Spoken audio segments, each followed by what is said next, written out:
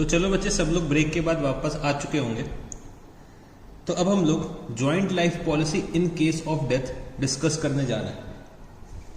तो बच्चे, डेथ के केस में हमारे जो पार्टनर की डेथ हो जा रही है, तो अगर हम लोगों ने एक जॉइंट लाइफ पॉलिसी ले रखी है, जॉइंट लाइफ पॉलिसी अपने पार्टनर्स की ले रखी है, तो अगर मेरे किसी भी एक पार्टनर की डेथ होती है, मैंने जॉइंट लाइफ पॉलिसी 3 पार्टनर्स की ले रखी है, ए, बी एंड सी, तो तीनों में से अगर किसी भी पार्टनर की डेथ हो जाती है तो मेरी जॉइंट लाइफ पॉलिसी जो है वो मैच्योर हो जाएगी, और उस केस में मेरे को क्या मिलेगा? सम एश्योर्ड मिलेगा।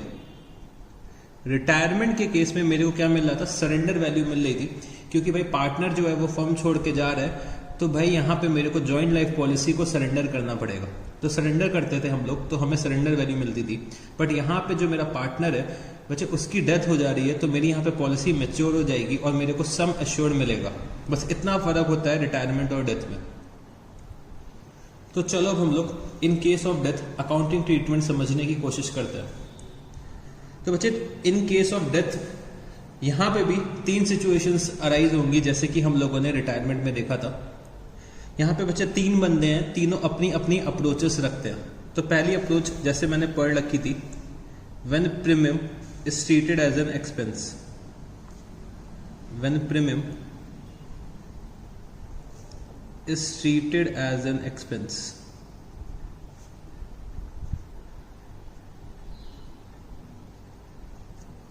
when premium is treated as an expense, या फिर मैं क्या बोल सकता हूं, joint life policy does not appear in balance sheet, joint life policy does not appear in balance sheet। तो बच्चे, अगर हम लोग प्रीमियम पे कर रहे हैं तो प्रीमियम को एज एन एक्सपेंस ट्रीट कर रहे हैं। तो अगर हम लोग प्रीमियम पे करने की एंट्री यहां पे लिखते हैं, तो क्या एंट्री बनेगी? Joint life policy premium account debit to bank account. तो ये तो बच्चे एंट्री हो गई प्रीमियम पे करने की। फिर मेरे को eight the end of the year अपने प्रीमियम को राइट ऑफ करना होता है। तो मैं यहां पे क्या लिख सकता हूं? Profit and loss account debit, profit and loss account debit to joint life policy premium account. तो बच्चे, मैं at the end of the year अपने प्रीमियम को क्या करूंगा? राइट ऑफ कर दूंगा। और बच्चे, जैसे ही मेरे पार्टनर की डेथ होगी, जैसे ही मेरे पार्टनर की डेथ होगी, तो मेरी पॉलिसी जो है वो मैच्योर हो जाएगी और मेरे को सम एश्योर्ड रिसीव होगा। तो मैं यहाँ पे क्या एंट्री लिख सकता हूं? Bank account debit to joint life policy account, joint life policy account.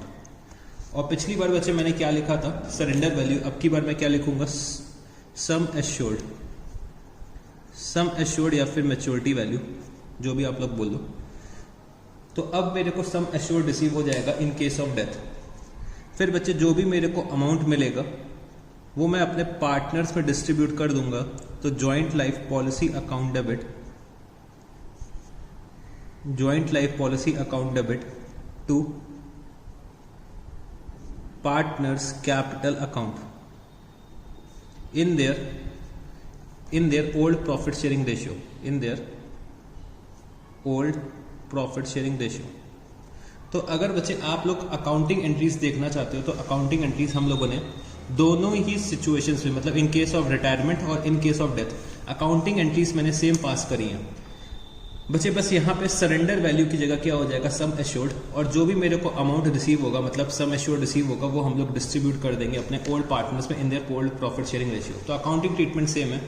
बस बच्चे, डेथ के केस में हमें क्या कंसिडर करना होता है? हमें डेथ के केस में सम एश्योर्ड को कंसिडर करना होता है। तो ये तो बच्चे मेरा फर्स्ट सिचुएशन हो गई कि when premium is treated as an expense. फिर इसके बाद मैं अपने सेकंड सिचुएशन पे आता हूं, when premium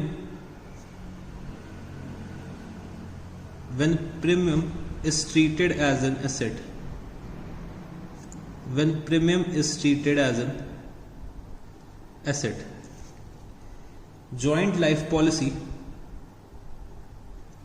is shown in balance sheet, joint life policy is shown in balance sheet.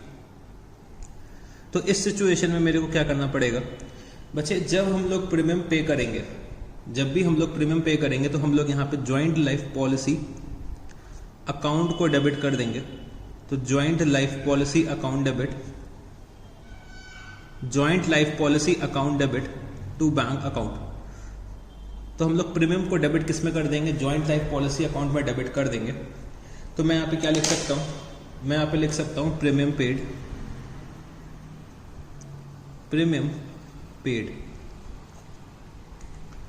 फिर बच्चे मैं अपने एंड ऑफ द ईयर पे, मैं अपने एंड ऑफ द ईयर पे जॉइंट लाइफ पॉलिसी को सरेंडर वैल्यू पे दिखाऊंगा अपने एसेट्स पे।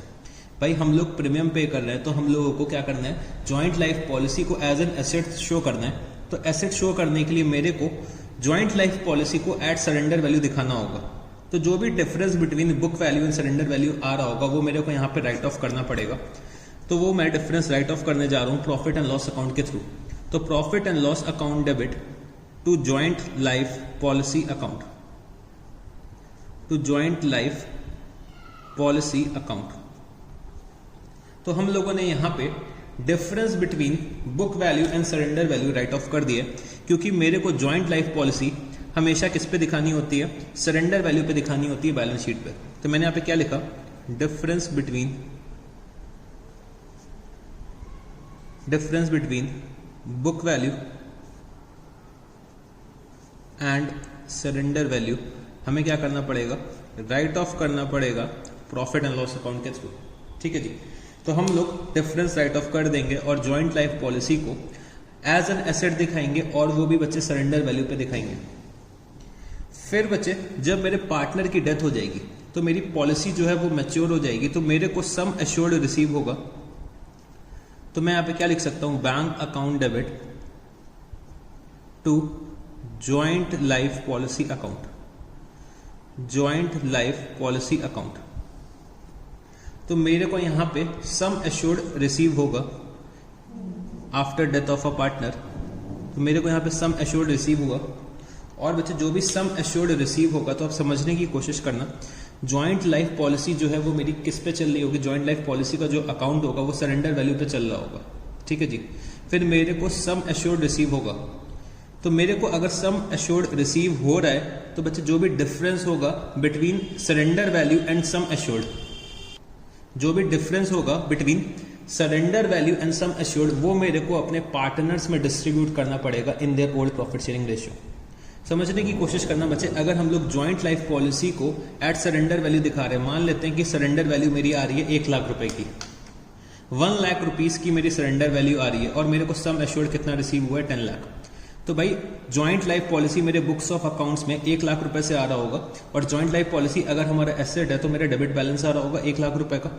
बच्चे मेरे को 10 लाख रुपए रिसीव हुआ तो हम लोगों ने जॉइंट लाइफ पॉलिसी के अकाउंट में क्रेडिट कर दिया। तो जो भी एक्सेस होगा, difference between sum assured and surrender value, कितना डिफरेंस आ जाएगा, 9 लाख रुपीस का। 9 लाख रुपीस हम लोग डिस्ट्रीब्यूट कर देंगे अपने ओल्ड पार्टनर्स में in their old profit sharing ratio. तो मैं यहां पे क्या लिख सकता हूं, joint life policy account, joint life policy account debit to old partners' capital account, to old partners' capital account in their old profit sharing ratio, in their old profit sharing ratio. ठीक है जी। तो मैं यहां पे लिख देता हूं, जो हम लोग डिस्ट्रीब्यूट करेंगे बच्चे वो क्या होगा, difference between sum assured, difference between sum assured and surrender value. तो बच्चे ये मेरी दूसरी सिचुएशन होती है when premium is treated as an asset. तो बच्चे जो मेरा दूसरा बंदा था वो ये बोलता था कि भाई जॉइंट लाइफ पॉलिसी को एज एन एसेट दिखाओ अपने बुक्स ऑफ अकाउंट्स में। तो जॉइंट लाइफ पॉलिसी का जो हम लोग प्रीमियम पे करते हैं वो बच्चे हम लोग एज एन एसेट रिकॉग्नाइज करते हैं। फिर eight the end of the year मेरे को जब सरेंडर वैल्यू पता चलती है तो हम लोग डिफरेंस को राइट ऑफ कर देते हैं, क्योंकि हम लोग जॉइंट लाइफ पॉलिसी को सिर्फ और सिर्फ सरेंडर वैल्यू पे दिखा सकते हैं अपने बुक्स ऑफ अकाउंट्स में, क्योंकि सरेंडर वैल्यू ही मेरे को एक्चुअली में रिसीव होगी अगर मैं आज के दिन पे सरेंडर करता हूँ। तो डिफरेंस होगा वो मेरे को राइट ऑफ करना पड़ेगा। फिर बच्चे जब भी मेरे पार्टनर की डेथ होगी तो मेरे को क्या रिसीव होगा, सम एश्योर्ड रिसीव होगा।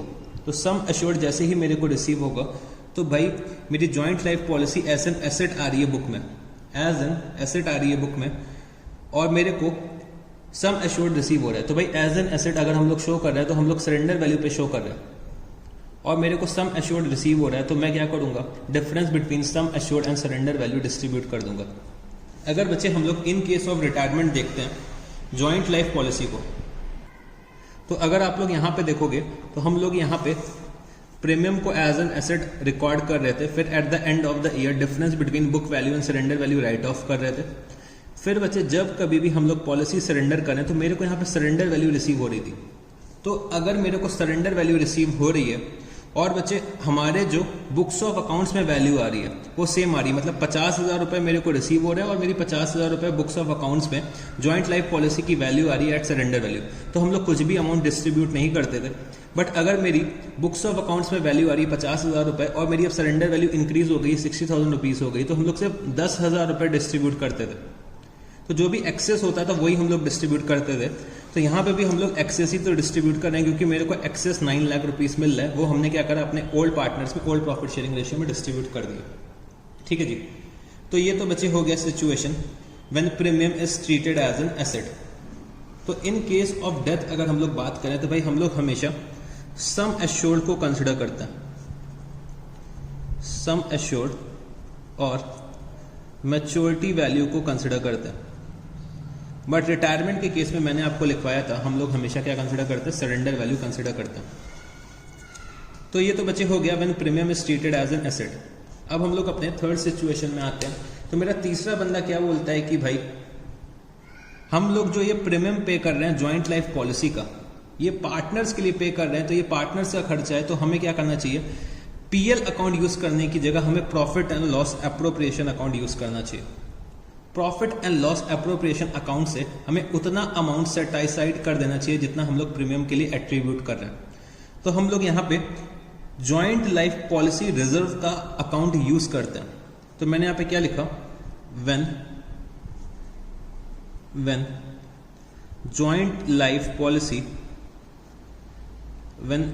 Life policy reserve is to be created,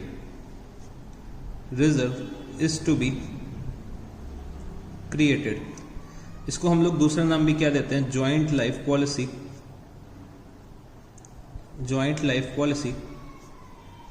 reserve method, joint life policy reserve method. अब बच्चे समझने की कोशिश करना, जो ये मेरा तीसरा बंदा था वो ये बोलता था कि भाई जो आप लोग प्रीमियम पे करते हो वो एज एन एप्रोप्रिएशन दिखाओ, क्योंकि ये पार्टनर्स का खर्चा है, तो हमें profit and loss appropriation account के थ्रू इसका एक रिजर्व बना देना चाहिए। तो अगर हम लोग प्रीमियम पे करेंगे तो क्या एंट्री करेंगे, भाई हमें एज एन एसेट तो रिकॉर्ड करना ही करना है, हमें अपनी जॉइंट लाइफ पॉलिसी को एज एन एसेट तो रिकॉर्ड करना है, क्योंकि अगर हम लोग सरेंडर करेंगे तो मेरे को सरेंडर वैल्यू ऑन डेट मिल जाएगी जब कभी भी मैं सरेंडर करूंगा। तो मैंने यहाँ पे क्या करा, जॉइंट लाइफ पॉलिसी अकाउंट को डेबिट करा, जॉइंट लाइफ पॉलिसी अकाउंट को डेबिट करा, और बच्चे मैंने यहाँ पे क्या लिखा, टू बैंक अकाउंट। तो ये तो हम लोगों ने एंट्री करी किसकी, प्रीमियम पेड की। तो प्रीमियम पेड को हम लोग एज एन एसेट रिकॉर्ड कर रहे हैं। फिर बच्चे जितना भी हम लोग प्रीमियम पे करेंगे उतना अमाउंट मेरे को सेट असाइड करना पड़ेगा from profit and loss appropriation account. तो मैंने यहाँ पे क्या लिखा, profit and loss appropriation account debit to joint life policy reserve account. तो बच्चे उतना ही अमाउंट हम लोग सेट असाइड करेंगे profit and loss appropriation account से जितना हमारा प्रीमियम बनेगा। तो मैं यहां पे फिर से लिख देता हूं, amount equal to premium paid, amount equal to premium paid will be transferred to JLP reserve. तो ये हम लोग ट्रांसफर कर देंगे। फिर बच्चे जब कभी भी मेरे को eight the end of the year surrender value पता चलेगी तो मेरे को अपनी जॉइंट लाइफ पॉलिसी को सरेंडर वैल्यू पे लेकर आना पड़ेगा। तो जैसे कि मेरे को पता है कि भाई जेएलपी रिजर्व और जेएलपी अकाउंट का जो बैलेंस होगा वो हमेशा इक्वल होगा, तो अगर हम लोग यहां पे अपनी जॉइंट लाइफ पॉलिसी को सरेंडर वैल्यू पे लेकर आ रहे हैं तो मेरे को यहां पे जो भी डिफरेंस होगा वो बच्चे जेएलपी रिजर्व के थ्रू राइट ऑफ करना पड़ेगा। तो मैं यहां पे क्या लिख सकता हूं, JLP reserve account debit, JLP reserve account debit to joint life policy account, JLP reserve account debit to joint life policy account. और मैंने यहां पे ब्रैकेट में क्या लिख दिया, difference between book value and surrender value, difference between book value and surrender value. तो अब मेरे को यहां पे डिफरेंस राइट ऑफ करना है, तो मैंने यहां पे एंट्री क्या करी, joint life policy reserve account debit to joint life policy account. ठीक है जी। फिर बच्चे यहां पे मेरी अब पार्टनर की डेथ हो जाती है, तो पार्टनर के डेथ पे मेरे को सम एश्योर्ड रिसीव होगा, तो मैंने यहां पे क्या एंट्री करी होगी, bank account debit to joint life policy account. तो मेरे को यहां पे क्या मिलेगा बच्चे, सम एश्योर्ड रिसीव हो जाएगा, सम एश्योर्ड रिसीव हो जाएगा। तो जैसे ही पार्टनर की डेथ होगी बच्चे, मेरा जो सम एश्योर्ड मेरे को रिसीव हो जाएगा इंश्योरेंस कंपनी से। फिर मेरे को अपने जेएलपी रिजर्व को भी क्लोज करना होगा, तो मैं अपने जेएलपी रिजर्व का बैलेंस कहां पे ट्रांसफर कर दूंगा, जेएलपी अकाउंट में ट्रांसफर कर दूंगा। तो मैं यहां पे क्या लिख सकता हूं, JLP reserve account debit to joint life policy account. तो मेरे को अपने रिजर्व को कहां ट्रांसफर करना होता है, जेएलपी अकाउंट में ट्रांसफर करना होता है, जॉइंट लाइफ पॉलिसी अकाउंट में ट्रांसफर करना होता है।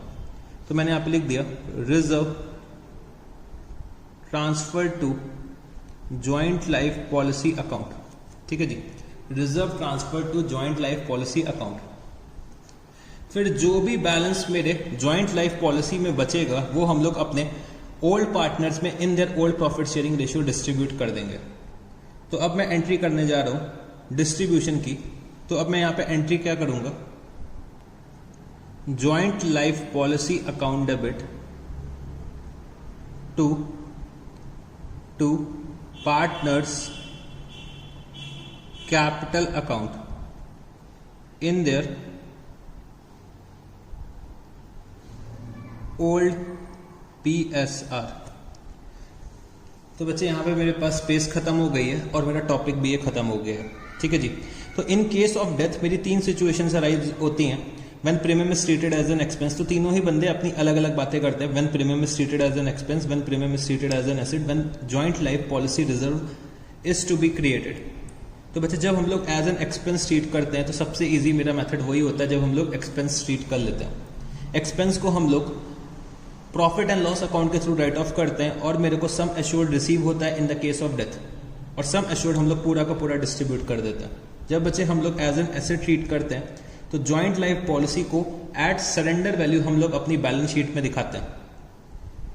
तो जो भी डिफरेंस अराइज होगा book value and surrender value में वो हमें राइट ऑफ करना होता है ईयर एंड में। और जब कभी भी मेरे को सम एश्योर्ड रिसीव होगा तो हम लोग जॉइंट लाइफ पॉलिसी के अकाउंट में ट्रांसफर करेंगे, और जो भी डिफरेंस होगा between sum assured and surrender value वो हम लोग अपने ओल्ड पार्टनर्स के कैपिटल अकाउंट में ट्रांसफर कर देंगे in their old PSR। But बच्चे जब हम लोग joint life policy reserve account use करते हैं तो हम लोग जॉइंट लाइफ पॉलिसी को एज एन एसेट रिकॉर्ड करेंगे और इक्वल अमाउंट का हम लोग क्या क्रिएट करेंगे, joint life policy reserve create करेंगे। फिर eight the end of the year मेरे को अपनी बुक वैल्यू को सरेंडर वैल्यू पे लाना होता है, तो हम लोग डिफरेंस को राइट ऑफ कहां से करेंगे, जेएलपी रिजर्व से राइट ऑफ करेंगे। फिर जब पार्टनर की डेथ होगी तो मेरे को सम एश्योर्ड रिसीव होगा। फिर बच्चे सम एश्योर्ड मेरे को रिसीव हो गया, फिर मेरे को अपने रिजर्व को ट्रांसफर करना होता है जेएलपी अकाउंट में। फॉर एग्जांपल अगर हम लोग यहाँ पे एग्जांपल लेते हैं कि भाई हम लोगों ने प्रीमियम पे करा, प्रीमियम पे करने की एंट्री बच्चे सिमिलर है जैसे कि हम लोगों ने रिटायरमेंट के केस में पढ़ी थी। अब यहाँ पे समझने की कोशिश करो कि हम लोगों ने जॉइंट लाइफ पॉलिसी को एट सरेंडर वैल्यू दिखा रखा है बैलेंस शीट पे 1 लाख रुपीस पे। सरेंडर वैल्यू कितनी? 1 लाख रुपीस। मेरे को 10 लाख रुपीस रिसीव हुआ, तो 1 लाख रुपए डेबिट आ रहा होगा जॉइंट लाइफ पॉलिसी में और 10 लाख का क्या आ जाएगा? क्रेडिट आ जाएगा। फिर जेएलपी रिजर्व हमने ट्रांसफर करा तो 1 लाख रुपए से क्रेडिट और बढ़ जाएगा, मतलब क्रेडिट हो जाएगा टोटल 10 लाख प्लस 1 लाख 11 लाख, और डेबिट कितना है? 1 लाख रुपीस। तो अब हम लोग यहाँ पे पूरा का पूरा 10 लाख रुपीस अपने पार्टनर के कैपिटल अकाउंट में in their old profit sharing ratio distribute कर देता है। तो इन केस ऑफ डेथ भी आप लोग क्या करो, एक एग्जाम्पल लिख लो। पहले तो आप लोग क्या करो, ये पूरा चार्ट बना लो। तो हम लोगों ने देखो बच्चे यहाँ पे पूरा एक पन्ने में चार्ट कंपाइल कर लिया, ठीक है जी। आप लोग क्या करना, अगर इसको याद करने की कोशिश करना, अगर आप लोग इसको याद करोगे, देखो समझ में तो आ गया होगा। अगर आप लोग समझ के एंट्री बना लोगे तो कोई दिक्कत नहीं होगी। अगर आप लोग ये पूरा चार्ट याद करोगे तो बहुत दिक्कत हो जाएगी। बट फिर भी बच्चे क्या करते हैं ना, याद करने की कोशिश करते हैं। तो आप लोग क्या करना, एक चार्ट पेपर लेना, चार्ट पेपर में प्रॉपर चार्ट बना देना जॉइंट लाइफ पॉलिसी का, और अपने वॉल पे स्टिक कर देना। सुबह शाम 2 बार देखना, अपने आप ही सब कुछ रिटेन हो जाएगा दिमाग में, क्योंकि ये थोड़ा सा नया है, थोड़ा सा रिटेन करने में दिक्कत होती है। बस सिचुएशंस को समझते चलो। अगर हमें सिचुएशन समझ में आ रही हैं तो हम लोग उसकी अकाउंटिंग आराम से कर लेंगे। बच्चे मैंने हमेशा आपको बताया कि अकाउंट्स को आप लोग प्रैक्टिकल लाइफ से रिलेट कर दो। अगर आप लोग अकाउंट्स को प्रैक्टिकल लाइफ से रिलेट कर दोगे तो आपको कभी भी दिक्कत नहीं आएगी अकाउंटिंग एंट्रीज फ्रेम करने के लिए। आप हमेशा एज एन प्रोप्राइटर सोचो, बिजनेस के मालिक की तरह सोचो कि भाई मेरा बिजनेस है तो इस सिचुएशन में मैं कैसे क्या अकाउंटिंग करूंगा, तो आप लोगों को कभी भी दिक्कत नहीं आएगी। क्योंकि जो बिजनेसमैन होता है वो हमेशा प्रूडेंट डिसीजन लेता है, बेस्ट डिसीजन लेता है कि भाई उसके बिजनेस में उसके डिसीजन से क्या हो, प्रॉफिट हो। तो आप लोगों को भी जब अकाउंटिंग एंट्री पास करनी होती है तो एज एन ओनर पास करनी होती है कि भाई मैं इस बिजनेस का ओनर हूं, तो अगर मेरे को एंट्री पास करनी है तो मैं कैसे पास करूंगा। तो भाई एक तो मैं बिजनेस का ओनर हूं, ऊपर से मेरे को अकाउंटिंग की भी नॉलेज है। बच्चे बहुत से बिजनेसमैन होते हैं जिनके पास अकाउंटिंग की नॉलेज नहीं होती है, तो वो हम जैसे सीएस को हायर करते हैं। फिर हम लोग उनकी books of accounts properly maintain करते हैं और इसी बात का हम लोगों को पैसा मिलता है। तो आप लोगों को एज एन बिजनेसमैन सोचना पड़ेगा, तभी आप लोग प्रॉपर अकाउंटिंग कर सकते हो, ठीक है जी। तो ये तो बच्चे हो गया इन केस ऑफ डेथ। तो आप लोग क्या करो, चार्ट प्रॉपरली बना लो। मैं एक बार फिर से ऊपर से नीचे तक इसको दिखा देता हूँ। एक बार आप लोग प्रॉपरली इसको बना लो आप लोग, ठीक है। आप लोग वीडियो पॉज करके भी बना सकते हो। तो ये सब बना लिया होगा। इन केस ऑफ रिटायरमेंट भी मैंने यहाँ पे कर रखा है, तो रिटायरमेंट तो आप लोग पहले ही कर चुके होंगे, फिर भी मैं एक बार रिव्यू कर देता हूँ। तो बच्चे रिटायरमेंट के केस में हमेशा हम लोग सरेंडर वैल्यू कंसिडर करते हैं, डेथ के केस में हम लोग हमेशा सम एश्योर्ड कंसिडर करते हैं। तो चलो एक एग्जाम्पल हम लोग डेथ का भी कर लेते हैं, जिससे कि हमें थोड़ी सी और क्लैरिटी मिल जाए। फिर हम लोग इंडिविजुअल लाइफ पॉलिसी पे चलेंगे। तो मेरे साथ यहाँ पे एक छोटा सा एग्जाम्पल लिखो। तो अब की बार मैं प्रीमियम पेड की एंट्री नहीं दिखाऊंगा, क्योंकि प्रीमियम पेड की तो आप लोग एंट्री कर लोगे। बस मेरे को इन केस ऑफ डेथ आप लोगों को दिखाना है कि भाई तीनों मेथड्स के अंदर आप लोग कैसे ट्रीटमेंट करोगे। तो मैंने यहाँ पे लिखा एग्जाम्पल। मेरे 3 पार्टनर्स हैं ए, बी एंड सी, जिनका प्रॉफिट शेयरिंग रेशियो है 2:1:1। इन लोगों ने एक जॉइंट लाइफ पॉलिसी ले रखी है। जॉइंट लाइफ पॉलिसी ले रखी है जिसका सम एश्योर्ड है 50 लाख रुपीस, और आज के दिन पे उसकी सरेंडर वैल्यू कितनी आ रही है? आज के दिन पे बच्चे सरेंडर वैल्यू आ रही है, 4 लाख रुपीस, ठीक है जी। सरेंडर वैल्यू कितनी आ रही है? 4 लाख रुपीस। तो यहां पे बच्चे जो मेरे पार्टनर है सी की यहां पे डेथ हो जाती है। सी की यहां पे क्या हो जाती है? डेथ हो जाती है। तो मैं चलो ये सी को दिखा देता हूं। ये मेरे सी हैं और सी की डेथ हो गई है, ऐसे लेटे हुए हैं, ठीक है जी। सी की डेथ हो गई है। तो सी की डेथ हो जाती है तो भाई मेरी जॉइंट लाइफ पॉलिसी जो है वो मैच्योर हो जाएगी, ठीक है जी। तो मेरे को यहां पे अकाउंटिंग ट्रीटमेंट दिखाना है। अकाउंटिंग ट्रीटमेंट मेरे को दिखाना है in all the 3 scenarios. In all the 3 scenarios. तो चलो हम लोग इसको करने की कोशिश करते हैं। तो पहला सिचुएशन मेरी क्या है? पहली सिचुएशन बचे है मेरी है जब premium stated as an expense, ठीक है जी। तो यहाँ पे लिख लो कि भाई हम लोग प्रीमियम को एज एन एक्सपेंस ट्रीट करते हैं, तो मैंने यहाँ पे लिख दिया एक्सपेंस, ठीक है जी। अब यहाँ पे सी की डेथ हो गई है और मेरी जॉइंट लाइफ पॉलिसी मैच्योर हो गई होगी, तो मेरे को अब 50 लाख रुपीस रिसीव होगा। तो मैं यहाँ पे क्या एंट्री पास करूंगा, bank account debit to joint life policy account 50 lakh rupees, 50 lakh rupees. और बच्चे हम लोग 50 लाख रुपीस को डिस्ट्रीब्यूट कर देंगे, तो मैंने यहाँ पे क्या लिखा, JLP account debit to A to B to C। तो बच्चे to A's capital to B's capital और बच्चे टू C's कैपिटल। तो मेरे को अब डिस्ट्रीब्यूट कितना अमाउंट करना है, 50 लाख रुपीस डिस्ट्रीब्यूट करने होते हैं, क्योंकि हम लोग यहाँ पे प्रीमियम को एज एन एक्सपेंस ट्रीट कर रहे हैं। तो जो भी अमाउंट मेरे को मिलेगा वो मैं अपना एज एन रेवेन्यू ट्रीट करूंगा और पूरा के पूरे अमाउंट को मैं यहाँ पे डिस्ट्रीब्यूट कर दूंगा। तो 2A's कैपिटल, तो बच्चे प्रॉफिट शेयरिंग रेशियो कितना है, 2:1:1। तो 50 लाख मेरे को डिस्ट्रीब्यूट करना है 2:1:1 के रेशियो में। तो अगर हम लोग 50 लाख को डिस्ट्रीब्यूट करते हैं 2:1:1 के रेशियो में, तो ये हो जाएगा 25 लाख, 12,50,000 और बचे 12,50,000 रुपीस। तो हम लोगों ने यहाँ पे जॉइंट लाइफ पॉलिसी का अमाउंट अपने पार्टनर्स पे डिस्ट्रीब्यूट कर दिया, ठीक है जी। अब हम लोग आते हैं दूसरे सिचुएशन में।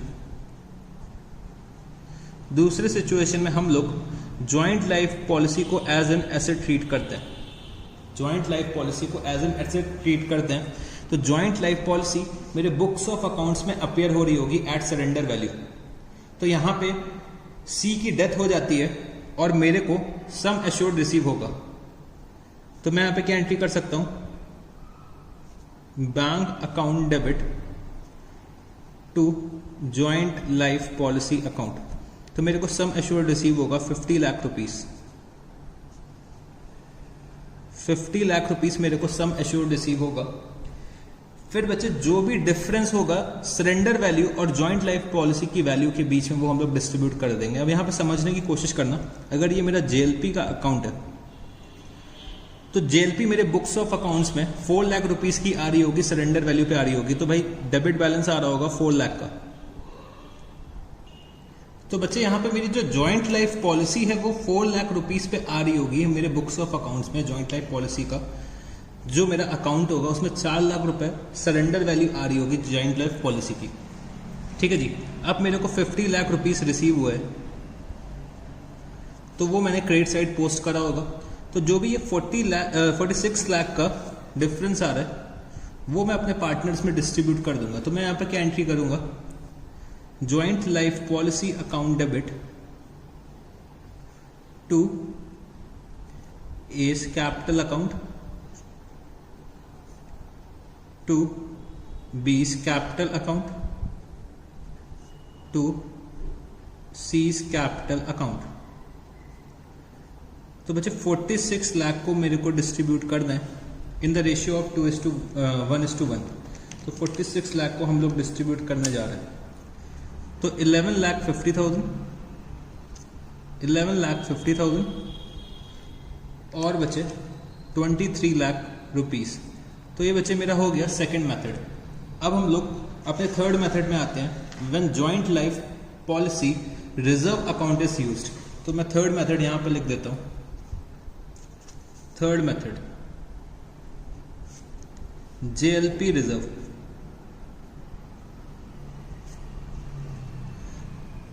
तो बच्चे यहाँ पे जॉइंट लाइफ पॉलिसी का जो अकाउंट आ रहा होगा वो बच्चे 4 लाख रुपीस पे आ रहा होगा मेरे बैलेंस शीट में, और साथ में ही joint life policy reserve account आ रहा होगा तो वो भी सरेंडर वैल्यू पे आ रहा होगा 4 लाख रुपीस पे। Joint life policy reserve account का जो बैलेंस होगा वही मेरे जॉइंट लाइफ पॉलिसी अकाउंट का बैलेंस होगा।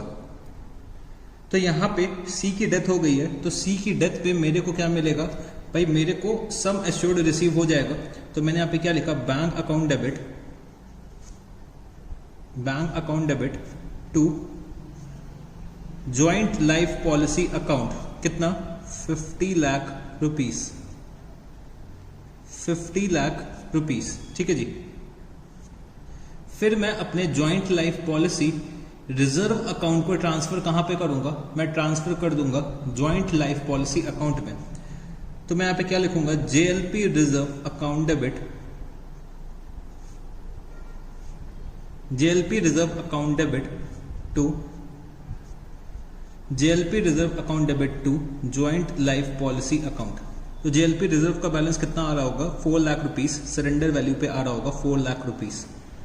अब मैं यहां पे डिस्ट्रीब्यूट कर दूंगा जो भी ज्वाइंट लाइफ पॉलिसी का रिजर्व का बैलेंस होगा। अब समझने की कोशिश करना है, यहाँ पे मेरा ये जेएलपी का अकाउंट है, तो भाई 4 लाख रुपए तो बैलेंस आ रहा होगा सरेंडर वैल्यू पे, मतलब ज्वाइंट लाइफ पॉलिसी का बैलेंस कितना आ रहा होगा 4 लाख रुपीस। मेरे को यहाँ पे 50 लाख रुपीस रिसीव हुए हैं और बच्चे 4 लाख रुपीस मैंने ट्रांसफर करे हैं जेएलपी रिजर्व से, तो मेरा बैलेंस कितना आएगा 50 लाख रुपीस जो मैं डिस्ट्रीब्यूट कर दूंगा। तो मैं यहाँ पे डिस्ट्रीब्यूट कर दूंगा अपने सम एश्योर्ड को, तो जितना भी अमाउंट मेरे को यहाँ पे रिसीव होता है वो मैं पूरा का पूरा डिस्ट्रीब्यूट कर देता हूँ। तो मैं यहाँ पे क्या लिखूंगा, joint life policy account debit to A's capital account to B's capital account to C's capital account. तो 50 लाख रुपीस मेरे को डिस्ट्रीब्यूट करना है इन द रेशियो ऑफ 2:1:1। तो 25 लाख रुपीस, 12 लाख 50,000 रुपीस और बचे 12 लाख 50,000 रुपीस। तो हम लोगों ने ये एग्जाम्पल जो है वो कंप्लीट कर लिया। तो बच्चे आपसे ज्वाइंट लाइफ पॉलिसी का ट्रीटमेंट करवाया जा सकता है पार्टनरशिप के क्वेश्चन में। तो ज्वाइंट लाइफ पॉलिसी आपसे पूछा जा सकता है in case of retirement as well as in case of death. तो हम लोगों ने यहाँ पे ज्वाइंट लाइफ पॉलिसी का ट्रीटमेंट कंप्लीट कर लिया है। तो दोनों में से कोई भी ट्रीटमेंट पूछा जा सकता है in case of retirement, in case of death. तो अगर रिटायरमेंट का क्वेश्चन आता है तो बच्चे आप लोगों से रिटायरमेंट के पॉइंट ऑफ व्यू से पूछ लिया जाएगा, अगर डेथ का क्वेश्चन आता है तो डेथ के पॉइंट ऑफ व्यू से पूछ लिया जाएगा। तो मेरी 3 सिचुएशंस अराइज होंगी, तो जनरली तीनों में से कोई एक सिचुएशन पूछेंगे। फर्म जो होगी वो बच्चे तीनों में से कोई एक सिचुएशन के अंडर अकाउंटिंग करती होगी। तो मेरे को तीनों सिचुएशंस मालूम होनी चाहिए, तीनों मेथड्स मालूम होने चाहिए कि मेरे को कैसे अकाउंटिंग करनी है और बच्चे मेरे को कैसे ट्रीटमेंट करना है ज्वाइंट लाइफ पॉलिसी का अंडर ऑल द 3 सिनेरियोस। तो बच्चे हम लोगों ने ज्वाइंट लाइफ पॉलिसी के बारे में पढ़ लिया है। अब हम लोग चलते हैं इंडिविजुअल लाइफ पॉलिसी की तरफ। Individual life policy, individual life policy. तो इंडिविजुअल लाइफ पॉलिसी का क्या मतलब हुआ कि हर एक पार्टनर की एक सेपरेट पॉलिसी हमें यहां पे लेनी है। हर एक पार्टनर की एक सेपरेट पॉलिसी हमें लेनी है, तो उसको हम लोग बोल देते हैं इंडिविजुअल लाइफ पॉलिसी। फर्म यहां पे क्या कहती है कि भाई मेरे सारे ही पार्टनर्स इक्वली इंपॉर्टेंट है, तो मैं यहां पे अपने हर एक इंडिविजुअल पार्टनर की लाइफ पॉलिसी लूंगी। ठीक है जी। तो जो भी प्रीमियम होगा यहाँ पे वो कौन पे करेगा, फर्म पे करेगी। भाई ज्वाइंट लाइफ पॉलिसी में भी प्रीमियम कौन पे कर रही थी बच्चे, प्रीमियम फर्म ही पे कर रही थी, और इंडिविजुअल लाइफ पॉलिसी में भी प्रीमियम जो है वो फर्म पे करेगी। ठीक है जी।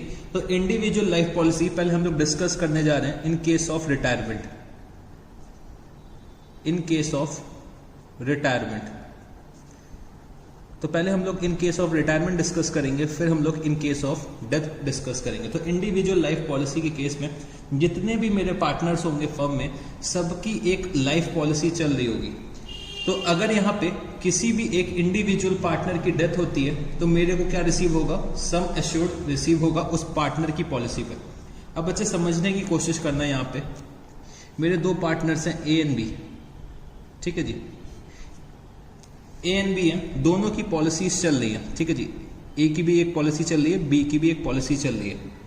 अब अगर बी जो है वो फर्म छोड़ के जा रहे हैं, बी जो है वो फर्म से क्या हो रहा है, रिटायर हो रहे हैं। बी फर्म से रिटायर हो रहे हैं, तो हमें ये पता है कि भाई रिटायरमेंट के केस में हमेशा हम लोग क्या कंसिडर करेंगे, हम लोग हमेशा सरेंडर वैल्यू को कंसिडर करेंगे इन केस ऑफ रिटायरमेंट। तो अब मैं अपनी अगर पॉलिसी सरेंडर कर रहा हूं, तो बी अगर फर्म छोड़ के जा रहे हैं तो भाई सरेंडर वैल्यू रिसीव होगी। सरेंडर वैल्यू यहां पे रिसीव होगी अगर बी फर्म छोड़ के जा रहे हैं। तो बी की पॉलिसी हम लोग यहाँ पे क्या करेंगे, सरेंडर करेंगे और सरेंडर वैल्यू रिसीव होगी। अब बच्चे समझने की कोशिश करना, प्रीमियम कौन पे कर रहा है, प्रीमियम फर्म पे कर रही है, बी थोड़ी ना पे कर रहे हैं। फर्म पे करेगी तो भाई फर्म को पैसा रिसीव होगा सरेंडर वैल्यू, और जो भी सरेंडर वैल्यू में बी का शेयर होगा वो बी को हम लोग पे कर देंगे। बट बच्चे यहाँ पे समझने की कोशिश करो, ए की पॉलिसी का भी तो प्रीमियम फर्म पे कर रही है, ए की पॉलिसी का प्रीमियम फर्म पे कर रही है, तो भाई ए की पॉलिसी का प्रीमियम जो फर्म से जा रहा है तो उसमें बी का भी तो शेयर होगा। बी थोड़ी ना पे कर रहे हैं ए की पॉलिसी का प्रीमियम, या फिर ए अपनी पॉलिसी का प्रीमियम थोड़ी ना पे कर रहे हैं। पे कौन कर रहा है बच्चे, फर्म पे कर रही है ए और बी के इंडिविजुअल लाइफ पॉलिसी का प्रीमियम। तो अगर ए का रिटायरमेंट नहीं हो रहा है, ए फर्म को कंटिन्यू कर रहे हैं, तो भाई ए की पॉलिसी को तो हम लोग सरेंडर यहां पे करेंगे नहीं। ए क्यों कहेंगे कि भाई मेरी पॉलिसी सरेंडर करो, रिटायरमेंट जब बी का हो रहा है तो बी अपनी पॉलिसी सरेंडर करेंगे और बी की पॉलिसी सरेंडर होगी तो मेरे को सरेंडर वैल्यू मिलेगी। तो सरेंडर वैल्यू जो भी मिलेगी तो बी की सरेंडर वैल्यू में ए और बी दोनों का हक होगा, क्योंकि प्रीमियम कौन पे कर रहा है, फर्म पे कर रहे हैं, बी थोड़ी ना पे कर रहे हैं। तो अगर प्रीमियम फर्म पे कर रही है तो भाई दोनों का हक होगा सरेंडर वैल्यू पे इन देयर प्रॉफिट शेयरिंग रेशियो। तो सरेंडर वैल्यू जो भी रिसीव होगी यहाँ पे मेरी, वो हम लोग दोनों ही पार्टनर्स में डिस्ट्रीब्यूट कर देंगे in their profit sharing ratio. But A की जो पॉलिसी चल रही होगी वो हम लोग सरेंडर नहीं कर रहे हैं, तो जो भी प्रीमियम पे करा होगा तो वो बच्चे फर्म ने पे करा होगा, उसमें ए का भी हक होगा, बी का भी हक होगा। मतलब ए की इंडिविजुअल लाइफ पॉलिसी अगर है तो उसमें ए का भी हक है और बी का भी हक है, और बी की जो इंडिविजुअल लाइफ पॉलिसी है उसमें भी ए का भी हक है और बी का भी हक है। तो ए की पॉलिसी यहाँ पे सरेंडर नहीं हो रही है, बट हम लोग ए की पॉलिसी की सरेंडर वैल्यू क्या करेंगे, कैलकुलेट करेंगे। ये अपनी पॉलिसी सरेंडर नहीं कर रहे हैं, बट सरेंडर वैल्यू पे बी का भी हक होगा और ए का भी हक होगा।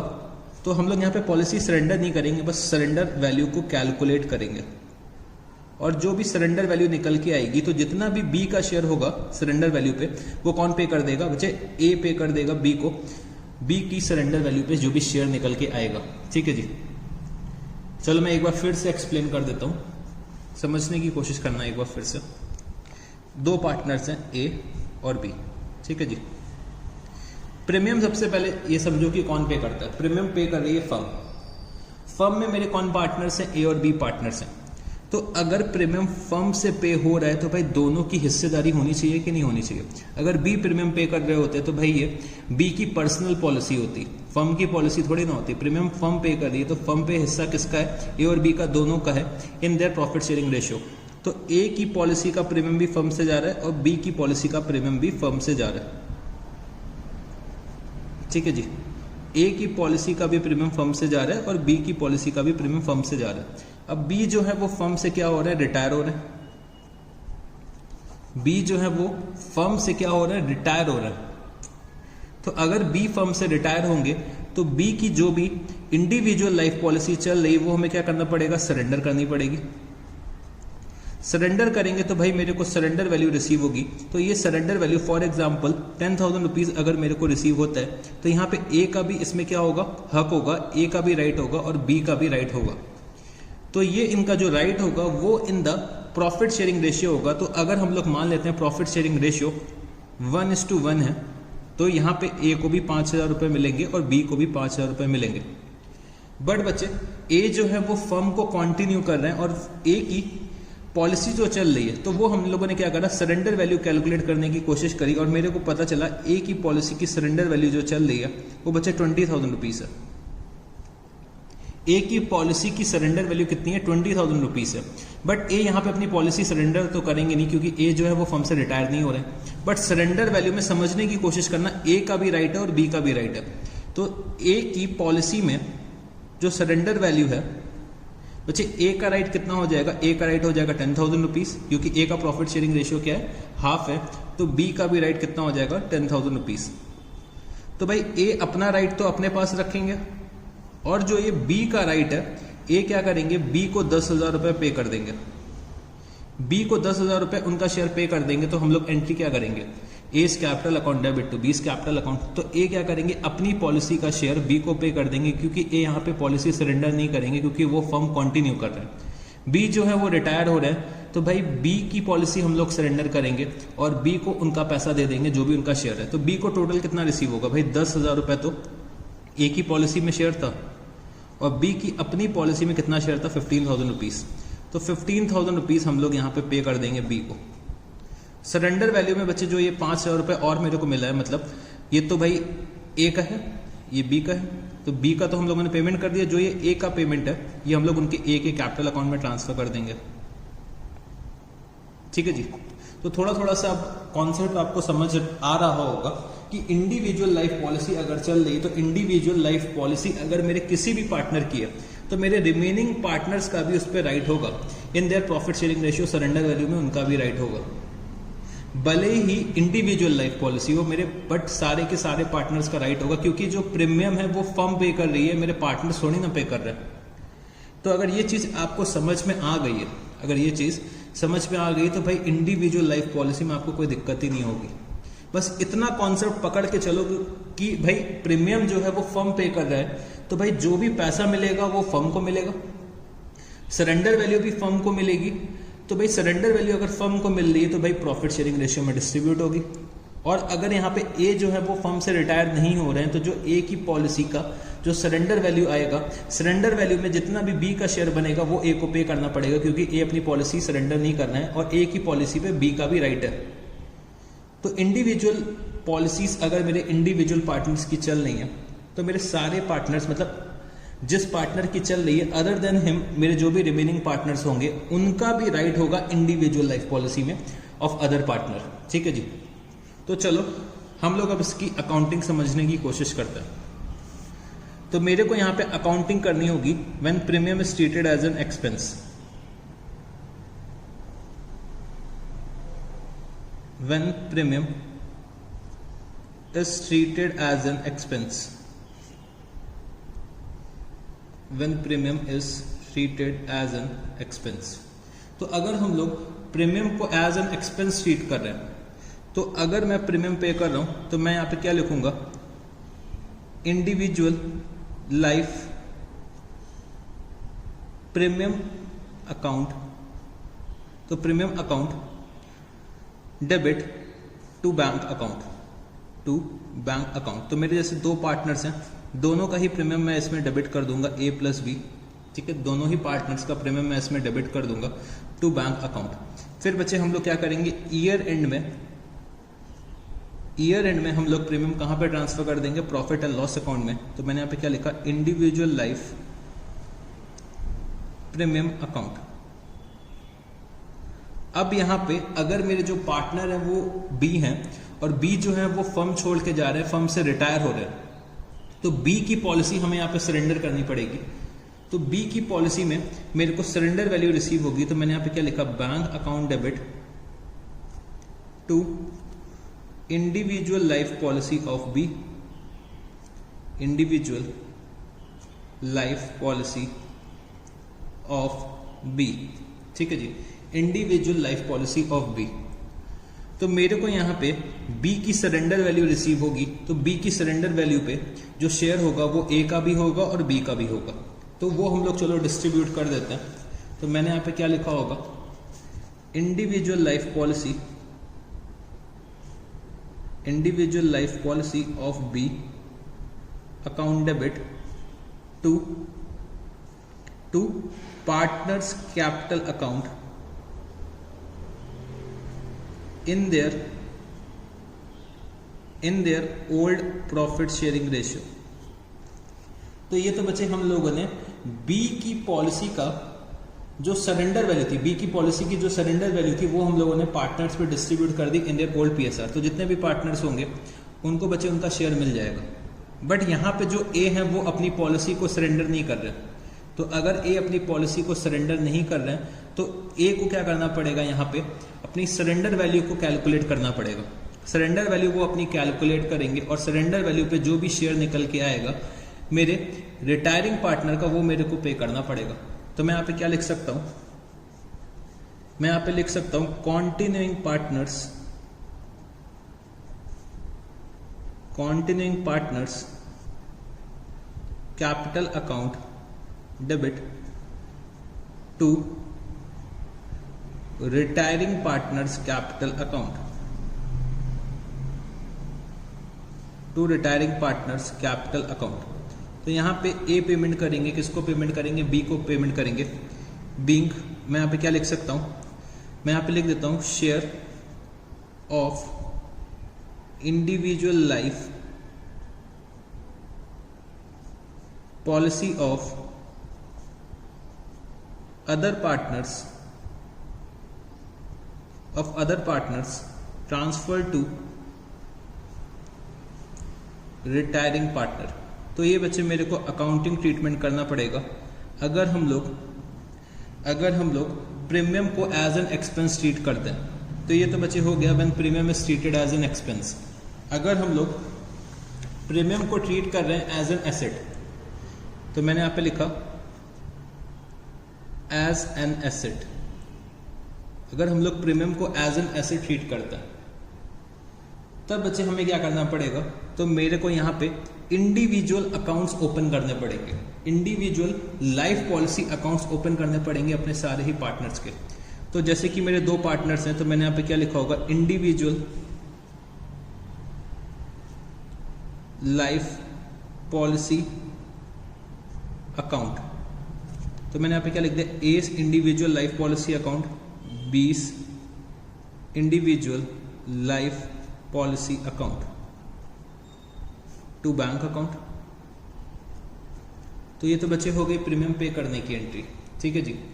फिर बच्चे मेरे को ईयर एंड में क्या करना पड़ेगा, ईयर एंड में जो भी डिफरेंस आ रहा होगा बुक वैल्यू और सरेंडर वैल्यू में, वो भी मेरे को राइट ऑफ करना पड़ेगा। तो मैंने यहाँ पे क्या लिखा, profit and loss account debit to A's individual life policy account to B's individual life policy account, ठीक है जी। तो यहां पे आप लोग लिख लेना डिफरेंस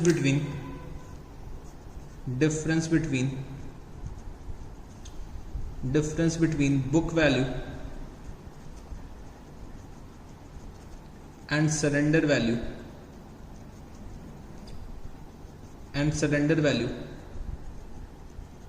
रिटर्न ऑफ, ठीक है जी। तो ये तो हो गया कि भाई हम लोगों ने जो भी डिफरेंस था वो राइट ऑफ कर दिया between book value and surrender value, ठीक है जी। अब यहाँ पे बी जो है वो फर्म से अगर रिटायर होते हैं, मेरा अगर एक पार्टनर फर्म से रिटायर होता है, तो भाई मेरे को उसकी पॉलिसी सरेंडर करनी पड़ेगी। तो मेरे को यहाँ पे सरेंडर वैल्यू रिसीव होगी, तो मैंने यहाँ पे क्या लिखा, bank account debit to B's individual life policy account. भाई बी की पॉलिसी हम लोग सरेंडर करेंगे क्योंकि बी जो है वो फर्म से रिटायर हो रहा है। तो 20 इंडिविजुअल लाइफ पॉलिसी अकाउंट, तो बी की पॉलिसी हम लोगों ने सरेंडर करी।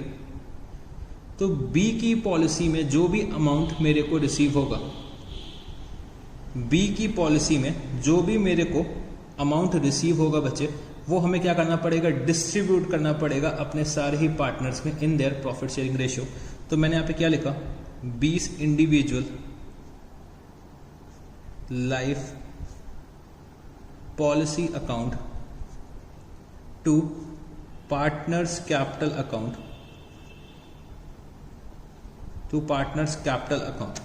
तो मैं यहां पे लिख देता हूं ब्रैकेट में इन देयर ओल्ड PSR,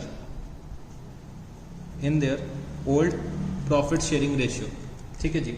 और मैंने यहां पे क्या करा है, पॉलिसी सरेंडर करी है। पॉलिसी सरेंडर करने पे मेरे को सरेंडर वैल्यू रिसीव होगी।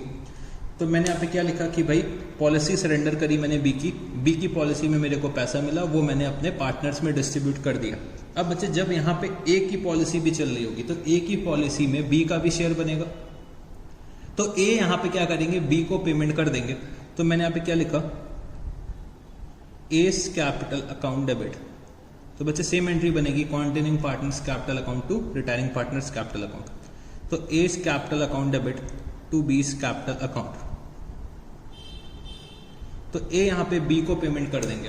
तो मैंने यहां पे क्या लिखा कि भाई share of individual life policy of other partners transfer to retiring partner. तो मैं यहां पे ये लिख सकता हूं, ठीक है जी। तो मैं यहां पे क्या लिख सकता हूं, share of individual life policy of other partners transfer to retiring partner. तो ए की पॉलिसी में जो भी सरेंडर वैल्यू निकल के आएगी, तो उसमें बी का जितना भी शेयर निकल के आएगा वो हम लोग बी के कैपिटल अकाउंट में ट्रांसफर कर देंगे। तो मैं यहाँ पे एक लिख देता हूं कि भाई कैलकुलेशन कैसे करेंगे। As surrender value, as surrender value, as policy surrender value into profit sharing ratio of B, या फिर मैं ब्रैकेट में लिख देता हूं रिटायरिंग पार्टनर। ठीक है जी, तो ये बच्चे बी का शेयर निकल के आएगा और बी को हम लोग दे देंगे। अब हम लोग तीसरे सिचुएशन में आते हैं, जब हम लोग joint life policy reserve account का यूज करेंगे। तो मैंने यहां पे क्या लिखा, when JLP, when JLP, when JLP reserve is created, when JLP मतलब when individual life policy reserve is created. तो बच्चे फ्लो में मेरे से जेएलपी निकल गया। When individual life policy reserve is created, तो मैं यहाँ पे सारे पार्टनर्स का एक रिजर्व क्रिएट करूंगा, मतलब सारे पॉलिसी का जितने भी मेरे पार्टनर्स हैं उनकी जो इंडिविजुअल लाइफ पॉलिसी चल रही है उन सब का मैं इंडिविजुअल रिजर्व अलग से क्रिएट करूंगा। तो रिजर्व क्रिएट करने के लिए मेरे को यहाँ पे profit and loss appropriation account का यूज करना पड़ेगा।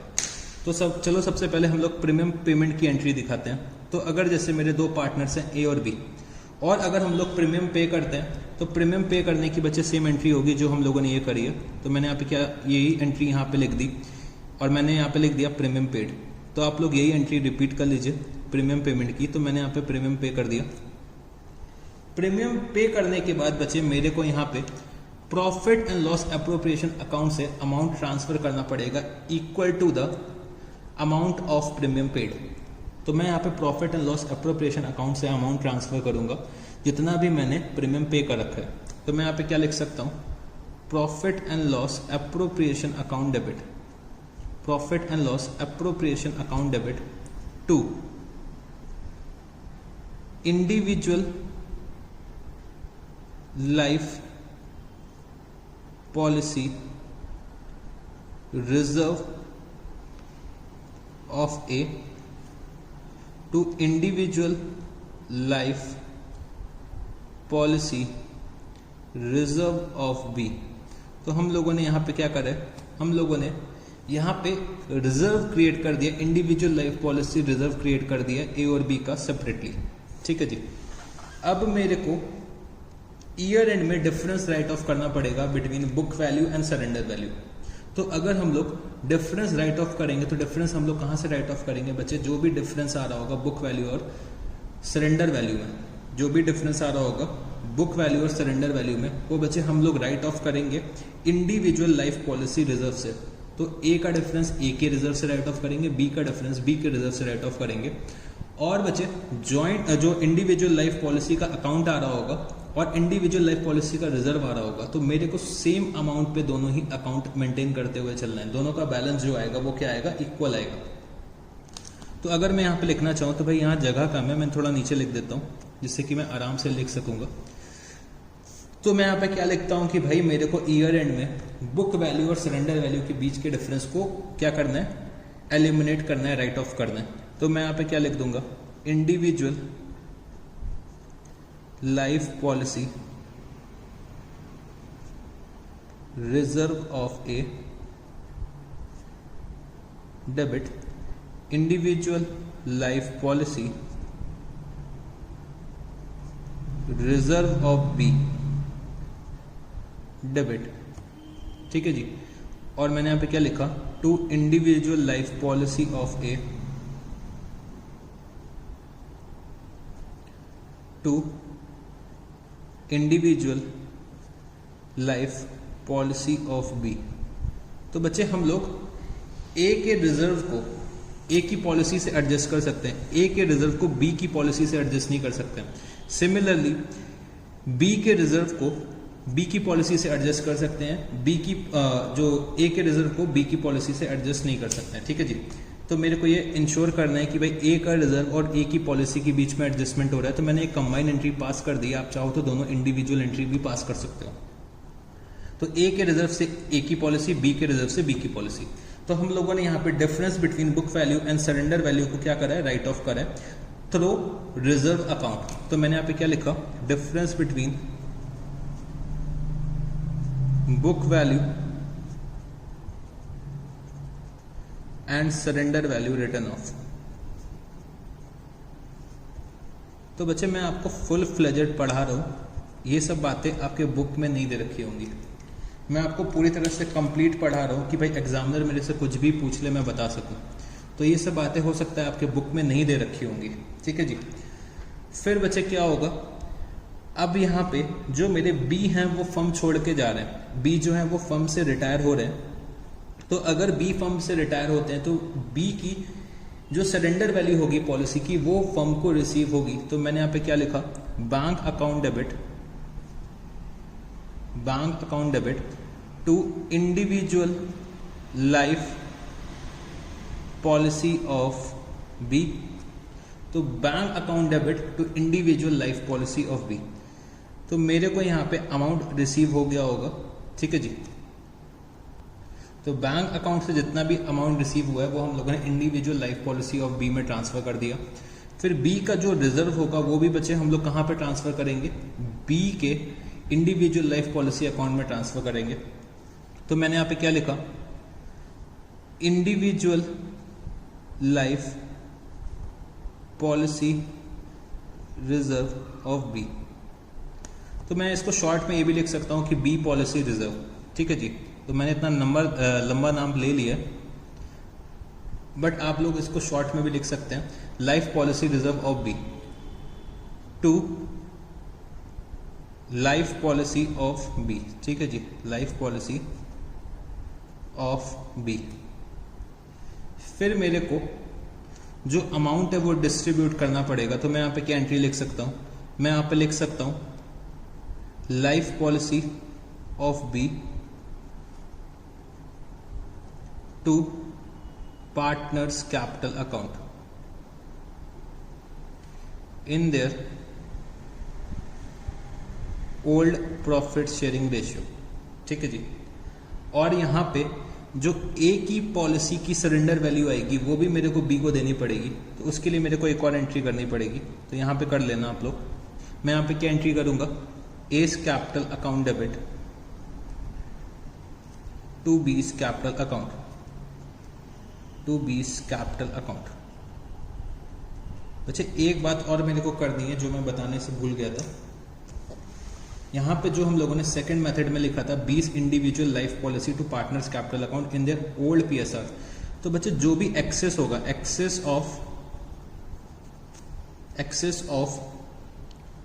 Access of amount received over book value, जो भी बुक वैल्यू आ रही होगी या बुक वैल्यू मतलब जो मेरी सरेंडर वैल्यू होगी, जो भी मेरे को एक्सेस रिसीव हो रहा होगा वही मैं डिस्ट्रीब्यूट करूंगा। अब यहाँ पे समझने की कोशिश करना, बी की जो इंडिविजुअल लाइफ पॉलिसी है उसकी सरेंडर वैल्यू कितनी है, 50,000 रुपीज़ है, और मेरे बुक्स ऑफ अकाउंट्स में भी 50,000 रुपीज़ अपीयर हो रहा है। तो भाई मेरा यहाँ पे बी का जो लाइफ पॉलिसी का अकाउंट होगा वो क्लोज हो जाएगा। तो मैं कोई भी अमाउंट यहाँ पे डिस्ट्रीब्यूट नहीं करूंगा, सिर्फ और सिर्फ मैं ए के कैपिटल अकाउंट से ट्रांसफर करूंगा बी के कैपिटल अकाउंट में ए की पॉलिसी की सरेंडर वैल्यू की जो भी शेयर निकल के आएगी बी की, ठीक है जी। तो अगर हम लोग joint life policy reserve account use करते हैं तो बच्चे मेरे को ये सब ट्रीटमेंट करने पड़ेंगे। मेरे को बी की पॉलिसी सरेंडर करनी पड़ेगी, बी की पॉलिसी का मेरे को सरेंडर वैल्यू रिसीव होगी, उसके बाद मेरे को इंडिविजुअल लाइफ पॉलिसी का जो रिजर्व होगा वो ट्रांसफर करना पड़ेगा बी के अकाउंट में। फिर हम लोग रिजर्व ट्रांसफर करने के बाद यहाँ पे क्या करेंगे, यहाँ पे जो भी अमाउंट मेरे को रिसीव हुआ है सरेंडर वैल्यू वो मैं अपने पार्टनर्स कैपिटल अकाउंट पे इन their old profit sharing ratio transfer कर दूंगा। फिर बच्चे ए की पॉलिसी पे जो सरेंडर वैल्यू आएगी, ए की पॉलिसी पे जो सरेंडर वैल्यू आएगी वो हम लोग क्या करेंगे, उसमें हम लोग बी का शेयर निकालेंगे और बी को डिस्ट्रीब्यूट कर देंगे। तो ये बच्चे मेरा ट्रीटमेंट होता है individual life policy in case of retirement. तो इन केस ऑफ रिटायरमेंट बच्चे ये मेरे को ट्रीटमेंट करना होता है। तो चलो अब हम लोग एक एग्जाम्पल ले लेते हैं जिससे कि बातें मेरे को और क्लियर हो जाएं, ठीक है जी। तो यहाँ पे लिखना एक एग्जाम्पल छोटा सा। तो हम लोग प्रीमियम पेमेंट की एंट्री नहीं करेंगे, प्रीमियम पे करना बहुत आसान होता है बच्चे। मैं क्या करूंगा, इंडिविजुअल लाइफ पॉलिसी को या तो डेबिट कर लूंगा या फिर individual life policy premium account को डेबिट करूंगा और प्रीमियम पे कर दूंगा। और eight the end of the year हम लोग या तो प्रीमियम को राइट ऑफ कर देंगे अगर फर्स्ट मेथड यूज कर रहे हैं। सेकंड और थर्ड मेथड के अंदर मेरे को क्या करना है, डिफरेंस एडजस्ट करना है। तो डिफरेंस हम लोग कैसे एडजस्ट करेंगे बच्चे, पहले जो जिसमें हम लोग एज एन एसेट ट्रीट कर रहे हैं तो उसमें हम लोग क्या करेंगे, प्रॉफिट एंड लॉस अकाउंट के थ्रू डिफरेंस जो है वो एडजस्ट करेंगे between book value and surrender value. अगर हम लोग JLP रिजर्व यूज़ करें तो JLP रिजर्व के थ्रू हम लोग क्या करेंगे, डिफरेंस को एडजस्ट कर देंगे। अब मेरे साथ यहाँ पे एक एग्जाम्पल नोट करना। ए तो चलो अच्छा हटा दो, ए बहुत देर से हम लोग यूज़ कर रहे हैं। एक्स और वाई, ठीक है जी। एक्स और वाई दो पार्टनर्स हैं जिनका प्रॉफिट शेयरिंग रेशियो है 2:1। बच्चे हम लोगों ने क्या करा है, एक्स की भी एक पॉलिसी ले रखी है और वाई की भी पॉलिसी ले रखी है। एक्स की पॉलिसी जो हम लोगों ने ले रखी है बच्चे, उसकी सरेंडर वैल्यू है 90,000 रुपीज और वाई की पॉलिसी की सरेंडर वैल्यू है 60,000 रुपीज, ठीक है जी। फिर बच्चे हमारी जो एक्स की पॉलिसी की सम एश्योर्ड है, या फिर मैं बोल सकता हूं मैच्योरिटी वैल्यू, वो है 9 लाख रुपीस और बच्चे वाई की पॉलिसी की मैच्योरिटी वैल्यू है 12 लाख रुपीस, ठीक है जी। अब यहां पे मेरे जो पार्टनर हैं वाई, वो फर्म से रिटायर हो रहे हैं, तो मेरे को यहाँ पे इंडिविजुअल लाइफ पॉलिसी का ट्रीटमेंट दिखाना है। यहाँ पे लिख लो show the individual life policy treatment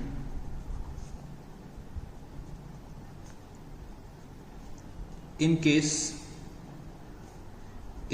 of retirement of Y, in case of retirement of Y under all the three methods, तो बच्चे मैं आपको मैक्सिमम पढ़ाते हुए चल रहा हूँ कि एग्जामिनर कुछ भी पूछ ले तो मैं आंसर कर सकूं, वरना इतने डिटेल्स में शायद कोई नहीं पढ़ाता होगा, ठीक है जी। तो इतने डिटेल में मैंने आपको पढ़ा दिया कि एग्जामिनर आपसे कुछ भी पूछ ले, आप लोग आंसर देने के लिए बस तैयार रहोगे, ठीक है जी। तो इंडिविजुअल लाइफ पॉलिसी अगर आप लोग देखते हो तो आपकी बुक में बहुत छोटा सा डिस्कशन दे रखा हुआ है, मेरे ख्याल से 4-5 लाइन ही सिर्फ दे रखी हुई हैं आपके बुक्स में, बट मैंने आपको इतने डिटेल में पढ़ाया जिससे कि आप लोगों को फ्यूचर में भी इसका यूज़ पड़े, ठीक है जी। तो अगर हम लोग कोई चीज़ पढ़ रहे हैं तो बहुत अच्छे से पढ़ें, जिससे कि हम लोग अगर किसी और को भी बताएं तो सामने वाले को भी लगे कि भाई मेरे पास कुछ क्वालिटी है। हम लोगों को बच्चे अपनी क्वालिटी मेंटेन करते हुए चलना है। अगर क्वालिटी नहीं होगी तो बच्चे मार्केट में इतना ज़्यादा कंपटीशन है तो आप लोगों को कोई क्रश करके आगे निकल जाएगा। तो हमें अपनी क्वालिटी को मेंटेन करते हुए चलना है, ठीक है जी। तो चलो हम लोग तीनों ही मेथड्स में अकाउंटिंग करते हैं। तो सबसे पहले मैं पहला मेथड यूज़ करता हूँ जिसमें हम लोग प्रीमियम को एज एन एक्सपेंस ट्रीट करते हैं। तो अगर हम लोग प्रीमियम को एज एन एक्सपेंस ट्रीट करते हैं, वाई यहाँ पे फर्म से रिटायर हो रहे हैं, तो वाई की पॉलिसी हम लोग यहाँ पे सरेंडर करेंगे तो मेरे को सरेंडर वैल्यू रिसीव होगी। तो मैंने यहाँ पे क्या लिखा, bank account debit to life policy of Y. तो मेरे को वाई की पॉलिसी में सरेंडर वैल्यू रिसीव होगी 60,000 रुपीज और मैंने यहाँ पे क्या लिखा 60,000 रुपीज। तो ये 60,000 रुपीज जो रिसीव हुआ है वो हम लोग अपने पार्टनर्स में डिस्ट्रीब्यूट कर देंगे in their profit sharing ratio. तो मैंने यहाँ पे क्या लिखा, life policy of Y account debit to X capital account. तो बच्चे वाई की पॉलिसी में मेरे दोनों ही पार्टनर्स का हक है in their profit sharing ratio. तो मैंने यहाँ पे क्या लिखा, to X capital account to Y's capital account in the ratio of 2:1। तो 60,000 मेरे को डिस्ट्रीब्यूट करना इन द रेशियो ऑफ 2:1। तो 40,000 रुपीज एक्स को मिल जाएगा और बच्चे 20,000 रुपीज वाई को मिल जाएगा। तो यहाँ पे हम लोगों ने लाइफ पॉलिसी ऑफ वाई तो डिस्ट्रीब्यूट कर दी है। अब बच्चे एक्स की जो पॉलिसी है, एक्स अपनी पॉलिसी यहाँ पे सरेंडर तो करेंगे नहीं, क्योंकि एक्स जो है वो फर्म को कंटिन्यू कर रहे हैं।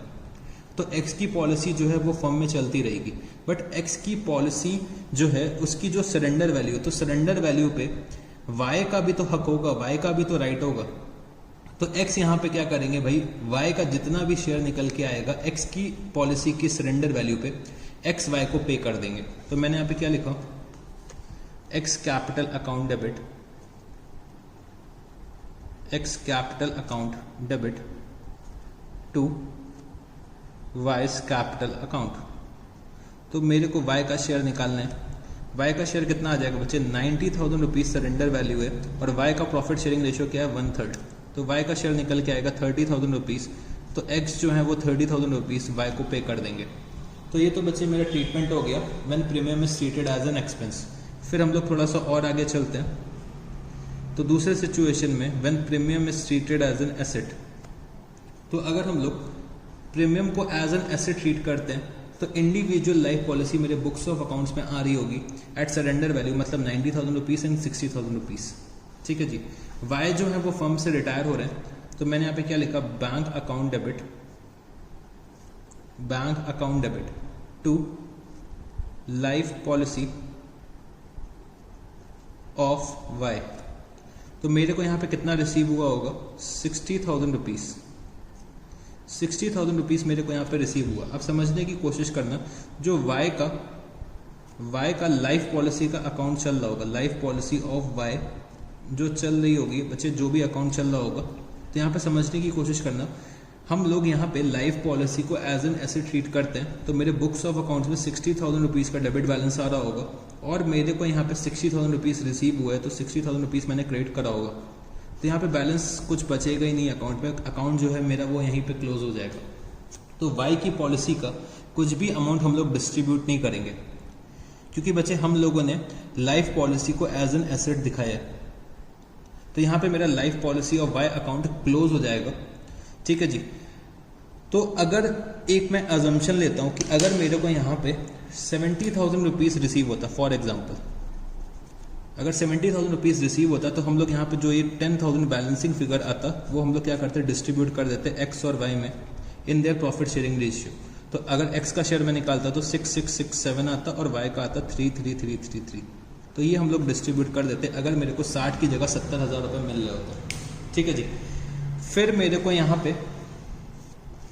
यहाँ पे एक्स की पॉलिसी जो है उसकी सरेंडर वैल्यू कैलकुलेट करनी पड़ेगी, और सरेंडर वैल्यू में जो भी वाई का शेयर बनेगा वो यहाँ पे क्या करेंगे, एक्स पे कर देंगे।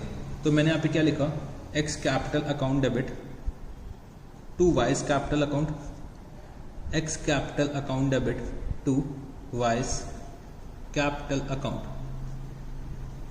तो ये कितना हो जाएगा बच्चे, ये मेरा हो जाएगा, ये अभी मैंने कैलकुलेट करा था 30,000 रुपीज, तो ये तो सेम रहेगा। ठीक है जी।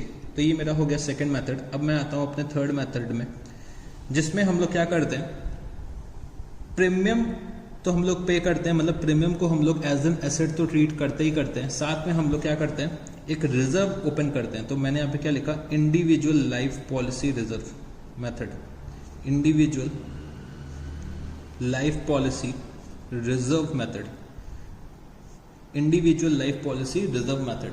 ठीक है जी। तो इस सिचुएशन में हमें कैसे क्या एंट्री करनी है वो हमें समझना है। तो यहाँ पे जो वाई है वो फर्म से रिटायर हो रहे हैं, तो अगर वाई जो है वो फर्म से रिटायर होते हैं तो मेरे को वाई की पॉलिसी पे सरेंडर वैल्यू रिसीव हो जाएगी। तो मैंने यहाँ पे क्या लिखा, to life policy of a bank account debit to life policy of Y. तो मेरे को यहाँ पे 60,000 रुपीज सरेंडर वैल्यू रिसीव होगी। फिर बचे सरेंडर वैल्यू के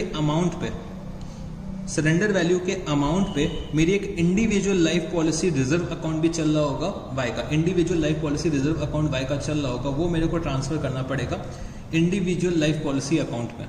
ठीक है जी।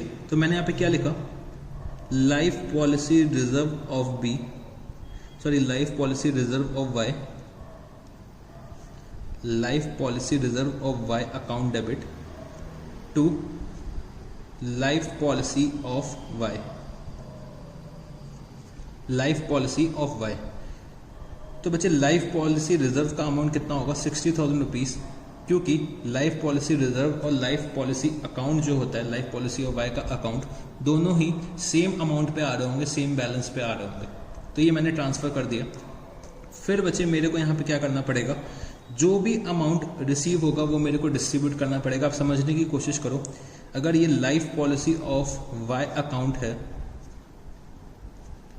यहाँ पे बच्चे 60,000 रुपीज पे लाइफ पॉलिसी ऑफ वाई आ रही होगी पहले से, ठीक है, सरेंडर वैल्यू पे आ रही होगी। फिर मेरे को 60,000 रुपी रिसीव हुआ, तो वो मैंने यहाँ पे पोस्ट करा। फिर बच्चे लाइफ पॉलिसी रिजर्व का जो अमाउंट था, जो बैलेंस था, वो मैंने यहाँ पे लाइफ पॉलिसी अकाउंट में ट्रांसफर करा है। तो मैंने यहाँ पे लिखा 60,000 रुपीज। फिर हम लोग 60,000 रुपीज डिस्ट्रीब्यूट कर देंगे। ये हम लोग क्या कर देंगे, डिस्ट्रीब्यूट कर देंगे। तो अब ये मेरे को डिस्ट्रीब्यूट करना है। तो मैंने यहाँ पे क्या लिखा, life policy of Y, life policy of Y account debit to life policy of Y account debit to X capital account, to X capital account to Y's capital account.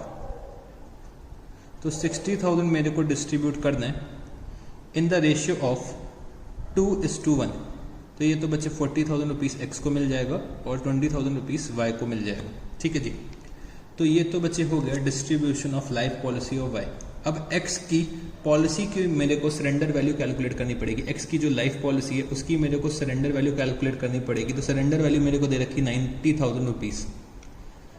तो यहाँ पे सरेंडर वैल्यू पे जो भी share बन के आएगा Y का वो एक्स पे कर देंगे। एक्स की पॉलिसी की सरेंडर वैल्यू जो निकल के आएगी, तो एक्स की पॉलिसी की सरेंडर वैल्यू पे जो भी वाई का शेयर बन के निकलेगा वो एक्स वाई को पे कर देंगे। तो मैंने यहाँ पे क्या लिखा, X capital account debit to Y's capital account. तो ये मैंने कैलकुलेट ऑलरेडी कर लिया था 30,000 रुपीज़। तो बच्चे हम लोगों ने ये एग्जाम्पल कर लिया है। तो अब मेरे ख्याल से आप लोगों को ट्रीटमेंट समझ में आ गया होगा इंडिविजुअल लाइफ पॉलिसी का इन केस ऑफ रिटायरमेंट। तो हम लोगों ने इन केस ऑफ रिटायरमेंट कर लिया है। अब हम लोग चलते हैं इन केस ऑफ डेथ। ठीक है जी। तो इन केस ऑफ डेथ भी अब हम लोग आज कंप्लीट कर लेते हैं। तो आज हम लोग इतना ही करेंगे, individual life policy in case of death तक। तो जैसे ही हमारा individual life policy of death complete हो जाएगा तो आज की क्लास यहीं पे खत्म हो जाएगी। ठीक है जी। तो बस थोड़ा सा टाइम और चाहिए होगा मेरे को आपसे, फिर बाकी की जो बातें बची रह जाएंगी वो हम लोग नेक्स्ट क्लास में कर लेंगे। तो बच्चे individual life policy, individual life policy. और बच्चे अब हमें ट्रीटमेंट सीखना है in case of death, in case of death. तो जैसे कि बच्चे हमें पता है कि डेथ के केस में हम लोग सम एश्योर्ड कंसिडर करते हैं, मैच्योरिटी वैल्यू कंसिडर करते हैं। तो जैसे कि यहाँ पे मेरे दो पार्टनर्स हैं X and Y, X and Y मेरे दो पार्टनर्स हैं। ठीक है जी। तो ये मैं आपको एग्जाम्पल के थ्रू समझाता हूँ। मैं आपको ये एग्जाम्पल के थ्रू ही समझा देता हूँ, ज़्यादा बेटर रहेगा क्योंकि नंबर से हमें चीज़ें जल्दी समझ में आती हैं। तो चलो हम लोग इसको एक प्रॉपर एग्जाम्पल के फॉर्म में करते हैं। मेरे दो पार्टनर्स हैं एक्स एंड वाई, मेरे दो पार्टनर्स हैं एक्स एंड वाई। ठीक है जी। तो एक्स और वाई मेरे यहाँ पे क्या करते हैं कि भाई एक्स और वाई ने दोनों ने अपनी एक इंडिविजुअल लाइफ पॉलिसी ले रखी है। तो इंडिविजुअल लाइफ पॉलिसी इन लोगों ने जो ले रखी है यहाँ पे, तो इंडिविजुअल लाइफ पॉलिसी का हर साल ये लोग प्रीमियम पे करते होंगे। तो प्रीमियम पेमेंट की मेरे को अकाउंटिंग एंट्री करनी होगी। तो प्रीमियम पेमेंट की जो एंट्री है वो बच्चे हम लोग सेम मेथोडोलॉजी में करेंगे जैसे कि हम लोगों ने रिटायरमेंट में करा है। और eight the end of the year हम लोग क्या करेंगे, जो भी डिफरेंस बिटवीन बुक वैल्यू और सरेंडर वैल्यू अराइज हो रहा होगा, जो भी difference between book value and surrender value arise हो रहा होगा, तो वो हम लोग या तो प्रॉफिट एंड लॉस अकाउंट के थ्रू राइट ऑफ करेंगे। अगर हम लोग एज एन एक्सपेंस ट्रीट करते हैं तो हम लोग प्रॉफिट एंड लॉस अकाउंट में राइट ऑफ करेंगे। अगर एज एन एसेट ट्रीट करते हैं तो जो भी डिफरेंस बिटवीन बुक वैल्यू और सरेंडर वैल्यू आ रहा होगा वो हम लोग प्रॉफिट एंड लॉस अकाउंट में राइट ऑफ करेंगे। एक्सपेंस होगा तो पूरा का पूरा राइट ऑफ करेंगे। और अगर हम लोग रिजर्व मेथड यूज कर रहे हैं तो हम लोग रिजर्व के थ्रू राइट ऑफ करेंगे। तो ये तो हमें आता है कि भाई हम लोग कैसे प्रीमियम को अकाउंट फॉर करते हैं अपने बुक्स ऑफ अकाउंट से। मेरे को बस ट्रीटमेंट सीखना है इन केस ऑफ डेथ। तो प्रीमियम तो हर साल पे हो रहा होगा, अब मेरे को बस ट्रीटमेंट सीखना है इन केस ऑफ डेथ। तो यहाँ पे एक्स और वाई जो है मेरे दो पार्टनर्स हैं, इन्होंने इंडिविजुअल लाइफ पॉलिसी ले रखी है, मतलब एक्स की भी पॉलिसी चल रही है और वाई की भी पॉलिसी चल रही है। ये लोग प्रॉफिट जो शेयर कर रहे हैं इन द रेशियो ऑफ शेयर कर रहे हैं, प्रॉफिट जो शेयर कर रहे हैं बच्चे ये लोग इक्वली शेयर कर रहे हैं। ठीक है जी। और पॉलिसी की जो सरेंडर वैल्यू है, पॉलिसी की जो सरेंडर वैल्यू है वो बच्चे दे रखी है मेरे को 50,000 रुपीज़ और बच्चे 60,000 रुपीज़। तो वाई की पॉलिसी की सरेंडर वैल्यू है 60,000 रुपीज़, एक्स की पॉलिसी की सरेंडर वैल्यू है 50,000 रुपीज़। ठीक है जी। और मैच्योरिटी वैल्यू या सम एश्योर्ड क्या है, मैच्योरिटी वैल्यू मेरे को यहाँ पे दे रखा है 5 लाख रुपीज़ और बच्चे मेरे को यहाँ दे रखा है 6 लाख रुपीज़। ठीक है जी। तो यहाँ पे बच्चे मेरे जो वाई हैं पार्टनर, उनकी डेथ हो जाती है। वाई जो पार्टनर है मेरे फर्म में, उनकी डेथ हो जाती है। तो यहाँ पे अगर डेथ होगी तो बच्चे डेथ के केस में हमें हमेशा पता है कि भाई हमें क्या करना पड़ेगा, हमें यहाँ पे सम एश्योर्ड कंसिडर करना पड़ेगा। तो सम एश्योर्ड अगर हम लोग कंसिडर करते हैं तो बच्चे यहाँ पे मेरे वाई की डेथ हुई है तो वाई की पॉलिसी में हम लोग सम एश्योर्ड कंसिडर करेंगे। वाई की डेथ हुई है तो वाई की पॉलिसी तुरंत ही मैच्योर हो जाएगी, मेरे को 6 लाख रुपीस क्या हो जाएगा, रिसीव हो जाएगा। 6 लाख रुपीस जो मेरे को रिसीव होगा तो बच्चे 6 लाख रुपीस में मेरे दोनों ही पार्टनर्स का हक होगा, एक्स और वाई का, मतलब एक्स का और वाई के लीगल हायर्स का। वाई के जो लीगल एग्जीक्यूटर्स होंगे और एक्स का हक इक्वली होगा क्योंकि इनका प्रॉफिट शेयरिंग रेशियो क्या है, इक्वल है। तो 6 लाख रुपीस जो रिसीव होगा बच्चे 3 लाख रुपए एक्स को मिलेगा, 3 लाख रुपए वाई को मिलेगा। बट समझने की कोशिश करो, एक्स की पॉलिसी अभी भी चल रही होगी, एक्स की डेथ थोड़ी ना हुई है, वाई की डेथ हुई है तो वाई की डेथ पे सम एश्योर्ड मिल जाएगा। बट एक्स की पॉलिसी अभी भी फर्म में चल रही है तो एक्स की पॉलिसी पे वाई का भी राइट होगा। तो एक्स अपनी पॉलिसी तो यहां पे सरेंडर करेंगे नहीं, ना ही इनकी पॉलिसी मैच्योर हो रही है। एक्स की अगर डेथ होगी तभी तो उनकी पॉलिसी मैच्योर होगी और ना ही एक्स अपनी पॉलिसी को सरेंडर कर रहे हैं। तो एक्स की पॉलिसी पे जो भी सरेंडर वैल्यू आ रही है तो सरेंडर वैल्यू पे एक्स का हक भी होगा और वाई के लीगल हायर्स का भी राइट होगा। एक्स का भी राइट होगा और किसका, वाई के लीगल हायर्स का भी राइट होगा। तो एक्स की पॉलिसी की जो सरेंडर वैल्यू होगी 50,000 रुपीज, तो 50,000 रुपीज में मैं क्या करूंगा, वाई के लीगल हायर्स का राइट निकालूंगा मतलब हाफ, और 25,000 रुपीज पे कर दूंगा। मतलब कौन पे कर देगा, एक्स वाई के लीगल हायर्स को 25,000 रुपीज पे कर देंगे एक्स की पॉलिसी का। तो बच्चे इन केस ऑफ डेथ क्या हो रहा है कि जिस पार्टनर की डेथ हो रही है उसका हम लोग सम एश्योर्ड कंसिडर करेंगे और मेरे अदर पार्टनर्स का हम लोग क्या करेंगे, कंसिडर सरेंडर वैल्यू। अगर मेरे पार्टनर की डेथ होती है, इन केस ऑफ डेथ अगर मेरे पार्टनर की डेथ हो रही है तो जिस पार्टनर की डेथ होती है, जिस पार्टनर की भी डेथ होती है in case of individual life policy बच्चे, उसके केस में हम लोग जिस पार्टनर की डेथ हुई है उसकी हम लोग सम एश्योर्ड कंसिडर करेंगे, उसकी हम लोग क्या कंसिडर करेंगे, सम एश्योर्ड। और जो भी मेरे रिमेनिंग पार्टनर्स होंगे, जो भी मेरे रिमेनिंग पार्टनर्स होंगे उनकी मैं क्या कंसिडर करूंगा, सरेंडर वैल्यू कंसिडर करूंगा। तो यहां पे चाहो तो आप लोग लिख लो, चाहो तो आप लोग लिख लो कि भाई इन case of death, in case of death तो जो भी मेरे पार्टनर की डेथ हो रही है तो डिसीज्ड पार्टनर की अगर डेथ हो रही है तो डिसीज्ड पार्टनर को क्या मिलेगा भाई, डिसीज्ड पार्टनर को एक तो जो भी उसकी इंडिविजुअल लाइफ पॉलिसी चल रही होगी, डिसीज पार्टनर की जो भी इंडिविजुअल लाइफ पॉलिसी चल रही होगी तो भाई उसमें मेरे को सम एश्योर्ड कंसिडर करना पड़ेगा, सम एश्योर्ड कंसिडर करना पड़ेगा। और जो भी मेरे रिमेनिंग पार्टनर्स होंगे, रिमेनिंग पार्टनर्स होंगे उनके केस में मेरे को क्या कंसिडर करना पड़ेगा, उनके केस में मेरे को सरेंडर वैल्यू को कंसिडर करना पड़ेगा। तो मेरे रिमेनिंग पार्टनर्स डिसीज पार्टनर के लीगल हायर्स को सरेंडर वैल्यू पे शेयर पे कर देंगे। तो मैंने अभी क्या लिखा, जो मेरे रिमेनिंग पार्टनर्स हैं तो जो भी उनकी इंडिविजुअल लाइफ पॉलिसी चल रही है तो उस पर हम लोग सरेंडर वैल्यू कैलकुलेट करेंगे और सरेंडर वैल्यू पे जो भी डिसीज्ड पार्टनर के लीगल हायर्स का शेयर बनेगा वो मेरे रिमेनिंग पार्टनर्स पे कर देंगे, क्योंकि यहाँ पे एक्स जो है वो अपनी पॉलिसी थोड़ी ना सरेंडर कर देंगे, एक्स जो है वो फर्म को कंटिन्यू कर रहे हैं। तो यहाँ पे सम एश्योर्ड रिसीव होगा वाई के केस में और एक्स अपने सरेंडर वैल्यू पे जो भी वाई का शेयर निकल के आएगा वो पे कर देंगे वाई के लीगल हायर्स को। ठीक है जी, अब मेरे को बस क्या करना है, अकाउंटिंग कर दी है।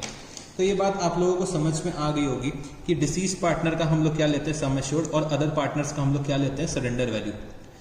तो चलो अब हम लोग अकाउंटिंग करते हैं। तो मैंने यहाँ पे लिखा when premium is treated as an expense,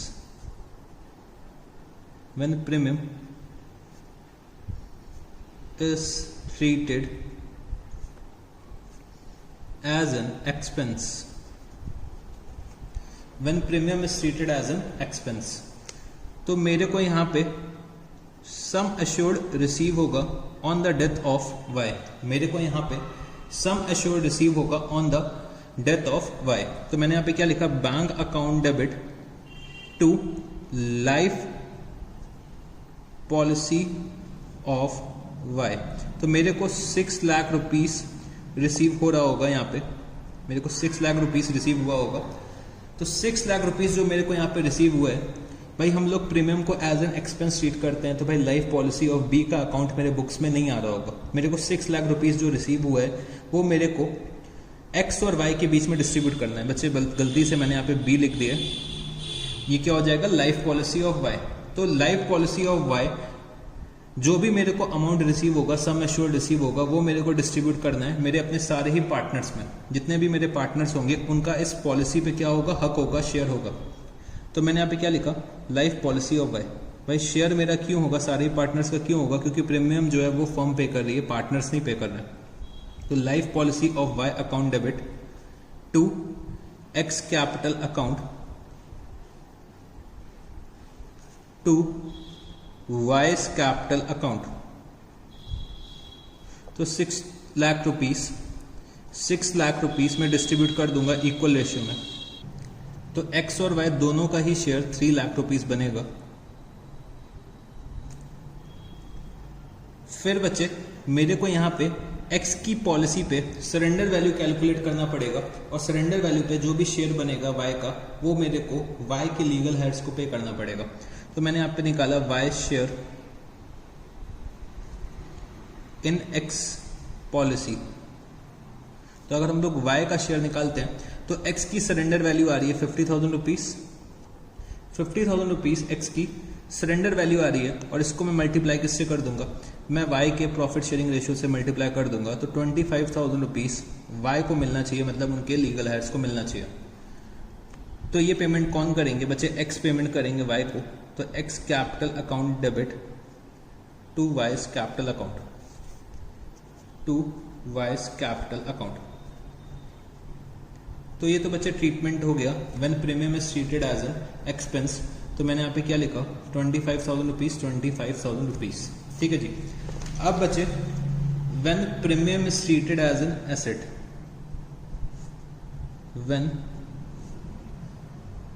premium is treated as an asset. तो अगर हम लोग प्रीमियम को एज एन एसेट ट्रीट करते हैं तो मेरे बुक्स ऑफ अकाउंट्स में एक तो life policy of X account आ रहा होगा, और बच्चे life policy of Y account आ रहा होगा एट सरेंडर वैल्यू। तो यहां पे वाई की डेथ हो रही है, तो वाई के डेथ पे मेरे को सम एश्योर्ड रिसीव होगा वाई की पॉलिसी में। तो मैंने यहां पे क्या लिखा, bank account debit to life policy of Y account. मेरे को 6 लाख रुपीस रिसीव हुए होंगे इंश्योरेंस कंपनी से। अब यहाँ पे अगर आप लोग वाई का अकाउंट देखोगे, life policy of Y account देखोगे, तो 60,000 रुपीज सरेंडर वैल्यू यहाँ पे आ रही होगी। 6 लाख रुपीस मेरे को रिसीव हुआ है सम एश्योर्ड, 6 लाख रुपीस का मेरे को सम एश्योर्ड रिसीव हुआ है। तो जो भी डिफरेंस होगा वो बच्चे हम लोग क्या करेंगे, डिस्ट्रीब्यूट कर देंगे। तो 5,40,000 रुपए हम लोग डिस्ट्रीब्यूट करने जा रहे हैं अमंग द पार्टनर्स, जो भी मेरे पार्टनर्स होंगे in their old profit sharing ratio. तो among the old partners in their old profit sharing ratio में 5,40,000 रुपीज डिस्ट्रीब्यूट कर दूंगा। तो मैंने यहाँ पे क्या लिखा, life policy of Y account debit, life policy of Y account debit to life policy of Y account debit to X capital account, to X capital account to Y's capital account. तो 1:1 के ratio में मेरे को distribute कितना करना है, 5,40,000 rupees. तो ये कितना हो जाएगा, 2,70,000 और बचे 2,70,000 रुपीज। तो यहाँ पे बचे जो भी मेरे को अमाउंट रिसीव हुआ है, तो जो भी डिफरेंस होगा between surrender value and sum assured, वो मैं यहाँ पे डिस्ट्रीब्यूट कर दूंगा among the old partners in their old profit sharing ratio. फिर बचे एक्स की पॉलिसी पे जो भी शेयर बनेगा वाई का, वो भी हमें पे करना पड़ेगा। तो एक्स की पॉलिसी पे मेरे को सरेंडर वैल्यू का कैलकुलेशन करना पड़ेगा, और सरेंडर वैल्यू पे जो भी वाई का शेयर बनेगा वो मेरे को डिस्ट्रीब्यूट करना पड़ेगा। वो हम लोग ऑलरेडी कैलकुलेट कर चुके हैं। तो हम लोग यहाँ पे एंट्री क्या पास करेंगे, X capital account debit to Y's capital account. तो ये कितना हो जाएगा बच्चे, ये हम लोगों ने कैलकुलेट करा था 25,000 रुपीज, 50,000 का हाफ, सरेंडर वैल्यू का हाफ। ठीक है जी, क्योंकि वाई का प्रॉफिट शेयरिंग रेशियो कितना है, हाफ है। फिर बच्चे हम लोग अपने थर्ड मेथड में आते हैं, when individual life policy reserve method is used. When individual life policy reserve method is used. अब मेरे को इस सिचुएशन में क्या करना होगा, अब हमें ये समझना है, ठीक है जी। तो बच्चे मेरे जो joint life individual life policy के जो अकाउंट होंगे, इंडिविजुअल लाइफ पॉलिसी के अकाउंट होंगे वो मेरे बुक्स ऑफ अकाउंट्स में अपीयर हो रहे होंगे। और बच्चे इंडिविजुअल लाइफ पॉलिसी रिजर्व के जो अकाउंट होंगे वो भी मेरे बुक्स ऑफ अकाउंट्स में अपीयर हो रहे होंगे। इंडिविजुअल लाइफ पॉलिसी का अमाउंट और बच्चे इंडिविजुअल लाइफ पॉलिसी रिजर्व का अमाउंट, दोनों का अमाउंट क्या होगा, इक्वल होगा, दोनों का बैलेंस इक्वल होगा और दोनों ही मेरे सरेंडर वैल्यू पे अपीयर हो रहे होंगे, ठीक है जी। दोनों ही मेरे सरेंडर वैल्यू पे अपीयर हो रहे होंगे। तो बच्चे अब समझने की कोशिश करना कि यहाँ पे y की डेथ हो जाती है, तो y की अगर डेथ हो जाती है तो मेरे को सम एश्योर्ड रिसीव होगा on the life policy of y। तो मैंने यहाँ पे क्या अकाउंटिंग एंट्री करी होगी, bank account debit, bank account debit. बच्चे मेरे को इंश्योरेंस कंपनी से पैसा रिसीव हुआ होगा, तो मैंने यहाँ पे क्या लिखा, bank account debit to life policy of y account. तो मेरे को यहाँ पे 6 लाख रुपीस रिसीव हुआ है, तो इसकी मैंने एंट्री पास कर दी। फिर बच्चे मेरे बुक्स में life policy reserve of y आ रहा होगा, तो वो मेरे को लाइफ पॉलिसी ऑफ y के अकाउंट में ट्रांसफर करना होगा। तो मैंने यहाँ पे क्या लिखा, life policy reserve of y debit to life policy of y, life policy reserve of y debit to life policy of y। तो ये अमाउंट कितना आ रहा होगा, 60,000 रुपीज, 60,000 रुपीज। बच्चे ज्वाइंट लाइफ पॉलिसी का इंडिविजुअल लाइफ पॉलिसी का account और इंडिविजुअल लाइफ पॉलिसी रिजर्व का अमाउंट दोनों का इक्वल होगा, तो दोनों ही सरेंडर वैल्यू पे आ रहे होंगे, तो सरेंडर वैल्यू पे लाइफ पॉलिसी रिजर्व भी आ रहा होगा। तो मैंने 60,000 rupees life policy of y account में ट्रांसफर कर दिया। अगर आप लोग देखोगे कि भाई life policy of y account अब कैसे अपीयर हो रहा होगा, तो life policy of y account अगर आप लोग देखते हो तो भाई इनिशियली 60,000 रुपीज का बैलेंस आ रहा होगा, सरेंडर वैल्यू पे लाइफ पॉलिसी ऑफ y आ रही होगी।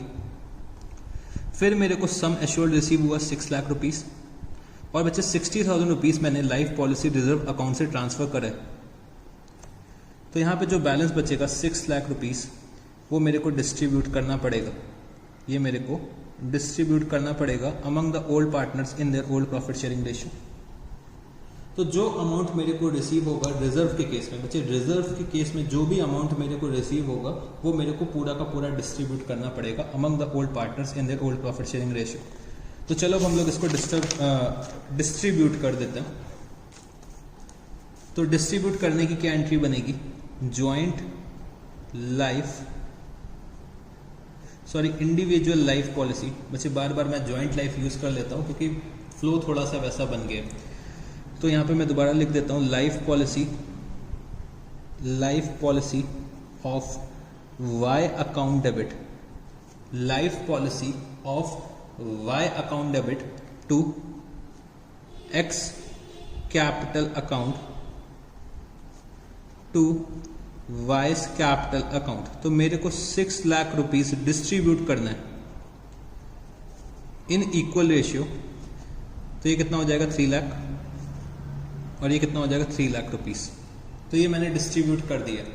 अब बच्चे x की जो पॉलिसी होगी तो उसमें भी y का राइट बन रहा होगा, y के लीगल हायर्स का राइट x की पॉलिसी पे भी होगा। तो x अपनी पॉलिसी अगर सरेंडर नहीं कर रहे हैं तो मेरे को सरेंडर वैल्यू कैलकुलेट करनी पड़ेगी, और सरेंडर वैल्यू पे जो भी y का राइट बनेगा वो हम लोग क्या करेंगे, पे कर देंगे। मतलब x y को पे कर देंगे, y के लीगल हायर्स को पे कर देंगे।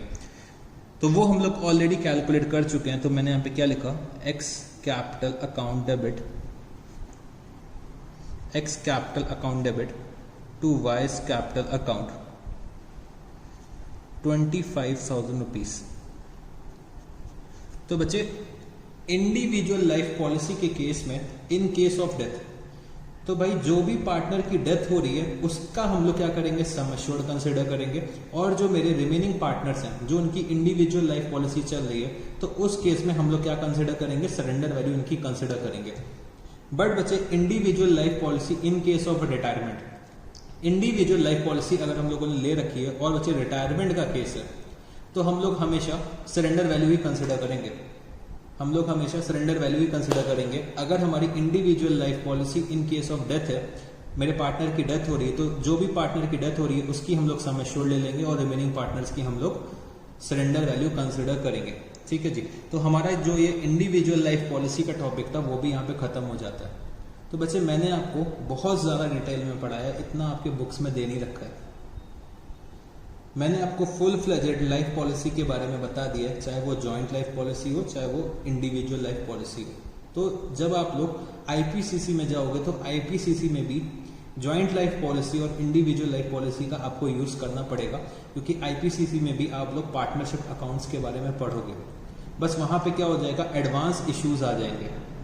अभी आप लोग एडवांस इश्यूज बहुत ज्यादा नहीं पढ़ रहे हो, अभी आप लोग छोटी छोटी बातें कर रहे हो, अभी आप लोग छोटे छोटे बच्चे हो। जब आप लोग आईपीसीसी में जाओगे, एडवांस इश्यूज के बारे में पढ़ोगे इन पार्टनरशिप अकाउंट्स, तो उसमें भी लाइफ पॉलिसी के बारे में आपको पढ़ाया जाएगा। तो आप लोग देखोगे कि भाई आप लोग ये सब चीजें ऑलरेडी पढ़ चुके हो, आप लोग ये सब चीजें ऑलरेडी सीए फाउंडेशन में पढ़ चुके हो, तो आपको आगे चल के भी दिक्कत नहीं आएगी। और यहाँ पे आपका सीए फाउंडेशन के करिकुलम में भी ये कवर हो जाएगा। तो अगर आपका रिटायरमेंट या डेथ का क्वेश्चन आता है तो पॉसिबिलिटी रहती है कि जॉइंट लाइफ पॉलिसी या फिर इंडिविजुअल लाइफ पॉलिसी भी इंक्लूड कर लिया जाएगा। तो जॉइंट लाइफ पॉलिसी और इंडिविजुअल लाइफ पॉलिसी का सेपरेट क्वेश्चन तो नहीं आएगा।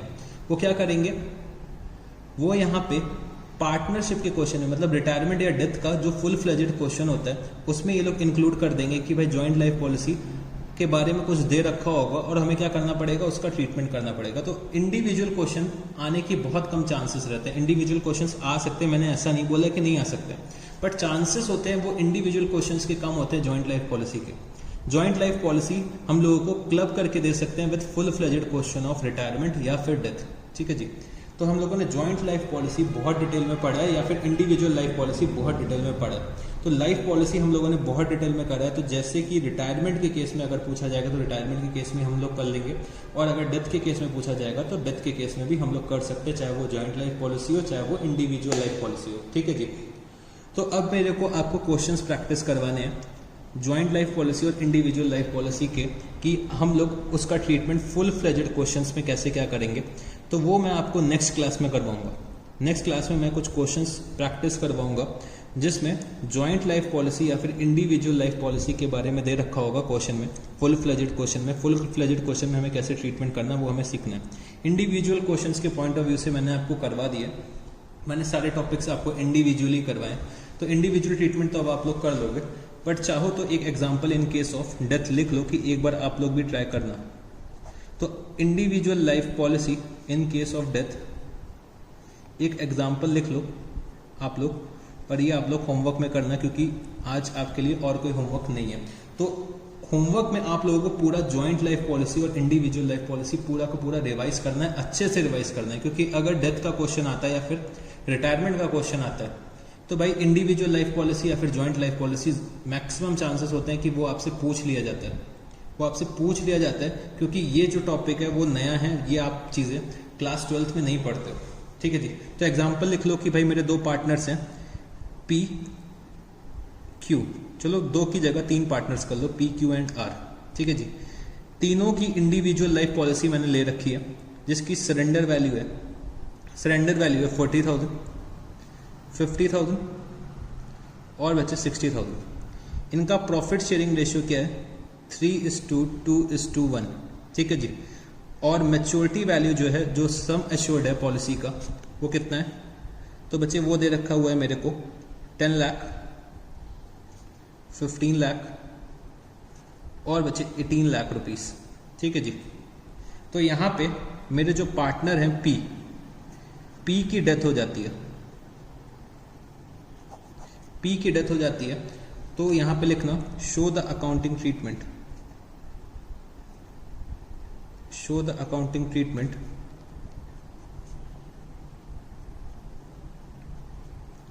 Under all the 3 methods. तो ये आपको अकाउंटिंग ट्रीटमेंट करना है अंडर ऑल द 3 मेथड्स। तो यहाँ पे डेथ हो रही है तो डेथ के केस में आपको अकाउंटिंग ट्रीटमेंट करना है अंडर ऑल द 3 मेथड्स। दूसरी सिचुएशन आप लोग ये लिख लो, दूसरी सिचुएशन आप लोग क्या लिख लो कि भाई पहली सिचुएशन में तो डेथ हो रही है, दूसरी सिचुएशन में रिटायरमेंट हो रहा है पी का, तब आप लोग कैसे क्या एंट्री करेंगे ये आप लोगों को यहाँ पे करना होगा। ठीक है जी। तो आपका ये एग्जाम्पल क्या हो गया, होमवर्क के लिए हो गया। एक और एग्जाम्पल आप लोग होमवर्क के लिए कर लो जिससे कि आप लोगों की प्रैक्टिस हो जाए। तो ज्वाइंट लाइफ पॉलिसी का करना अब। तो ज्वाइंट लाइफ पॉलिसी में मेरे 3 पार्टनर्स हैं, डी, ई एंड एफ। ठीक है जी, 3 पार्टनर्स हैं डी, ई एंड एफ। तो इन लोगों की मैंने एक ज्वाइंट लाइफ पॉलिसी ले रखी है, कंबाइंड पॉलिसी ले रखी है, जिसकी सरेंडर वैल्यू है 2 लाख रुपीस, मैच्योरिटी वैल्यू है 12 लाख रुपीस। ठीक है जी। डी, ई और एफ का प्रॉफिट शेयरिंग रेशियो क्या है? प्रॉफिट शेयरिंग रेशियो दे रखा है 5:3:2। तो पहली सिचुएशन में आपको दे रहा हूं कि डी जो है वो फर्म से रिटायर हो रहे हैं, तब मेरे को क्या अकाउंटिंग ट्रीटमेंट करना होगा, और अगर डी की डेथ हो जाती है तो फर्म को क्या ट्रीटमेंट करना होगा। ठीक है जी। शो द अकाउंटिंग ट्रीटमेंट, यहां पे लिख लेना, show the accounting treatment, show the accounting treatment of JLP joint life policy in all the 3 methods. तो ये क्वेश्चन आप लोग ट्राई करना होमवर्क में, मतलब ये 2 एग्जाम्पल्स जो मैंने आपको लिखवाए हैं, ये दोनों के दोनों एग्जाम्पल्स आप लोगों को होमवर्क में करना है। ठीक है जी। तो फिर आज के लिए हम लोग इतना ही रखते हैं। हम लोगों ने आज जॉइंट लाइफ पॉलिसी कंप्लीट करा, इंडिविजुअल लाइफ पॉलिसी कंप्लीट कर ली है। तो ये टॉपिक बहुत ज़्यादा इंपॉर्टेंट है आपके एग्जाम के पॉइंट ऑफ व्यू से, तो ये बहुत अच्छे से करना बच्चे। ठीक है जी। तो joint life policy in case of retirement oblique death, individual life policy in case of retirement oblique death. तो बहुत अच्छे से इसको रिवाइज करना, ये दोनों एग्जाम्पल्स करना। अगर इसके अलावा अगर आपको कोई दिक्कत आ रही है इसमें तो आप लोग मेरे से पूछ सकते हैं। ठीक है जी। तो फिर आज के लिए हम लोग इतना ही रखते हैं, फिर हम लोग अपने नेक्स्ट लेक्चर में मिलेंगे। नेक्स्ट लेक्चर में मेरे को बहुत सारे क्वेश्चंस आपको प्रैक्टिस कराने हैं, तो मेरे को नेक्स्ट क्लास में बहुत सारे क्वेश्चंस प्रैक्टिस कराने हैं। तो क्वेश्चन बैंक से मैं करवाऊंगा, क्वेश्चन बैंक आप लोगों को मिल चुका होगा। ठीक है जी। तो नेक्स्ट क्लास में हम लोग क्वेश्चंस प्रैक्टिस करेंगे जो एडवांस क्वेश्चंस हैं हमारे पार्टनरशिप अकाउंट्स के। ठीक है जी। तो वो क्वेश्चंस बहुत ज़्यादा इंपॉर्टेंट है आपके एग्जाम के पॉइंट ऑफ व्यू से, जो हम लोग नेक्स्ट क्लास में डिस्कस करेंगे। तो फिर आज के लिए इतना ही रखते हैं, हम लोग मिलते हैं अपने नेक्स्ट लेक्चर में। Till then take care, see you, tata, good night, bye bye.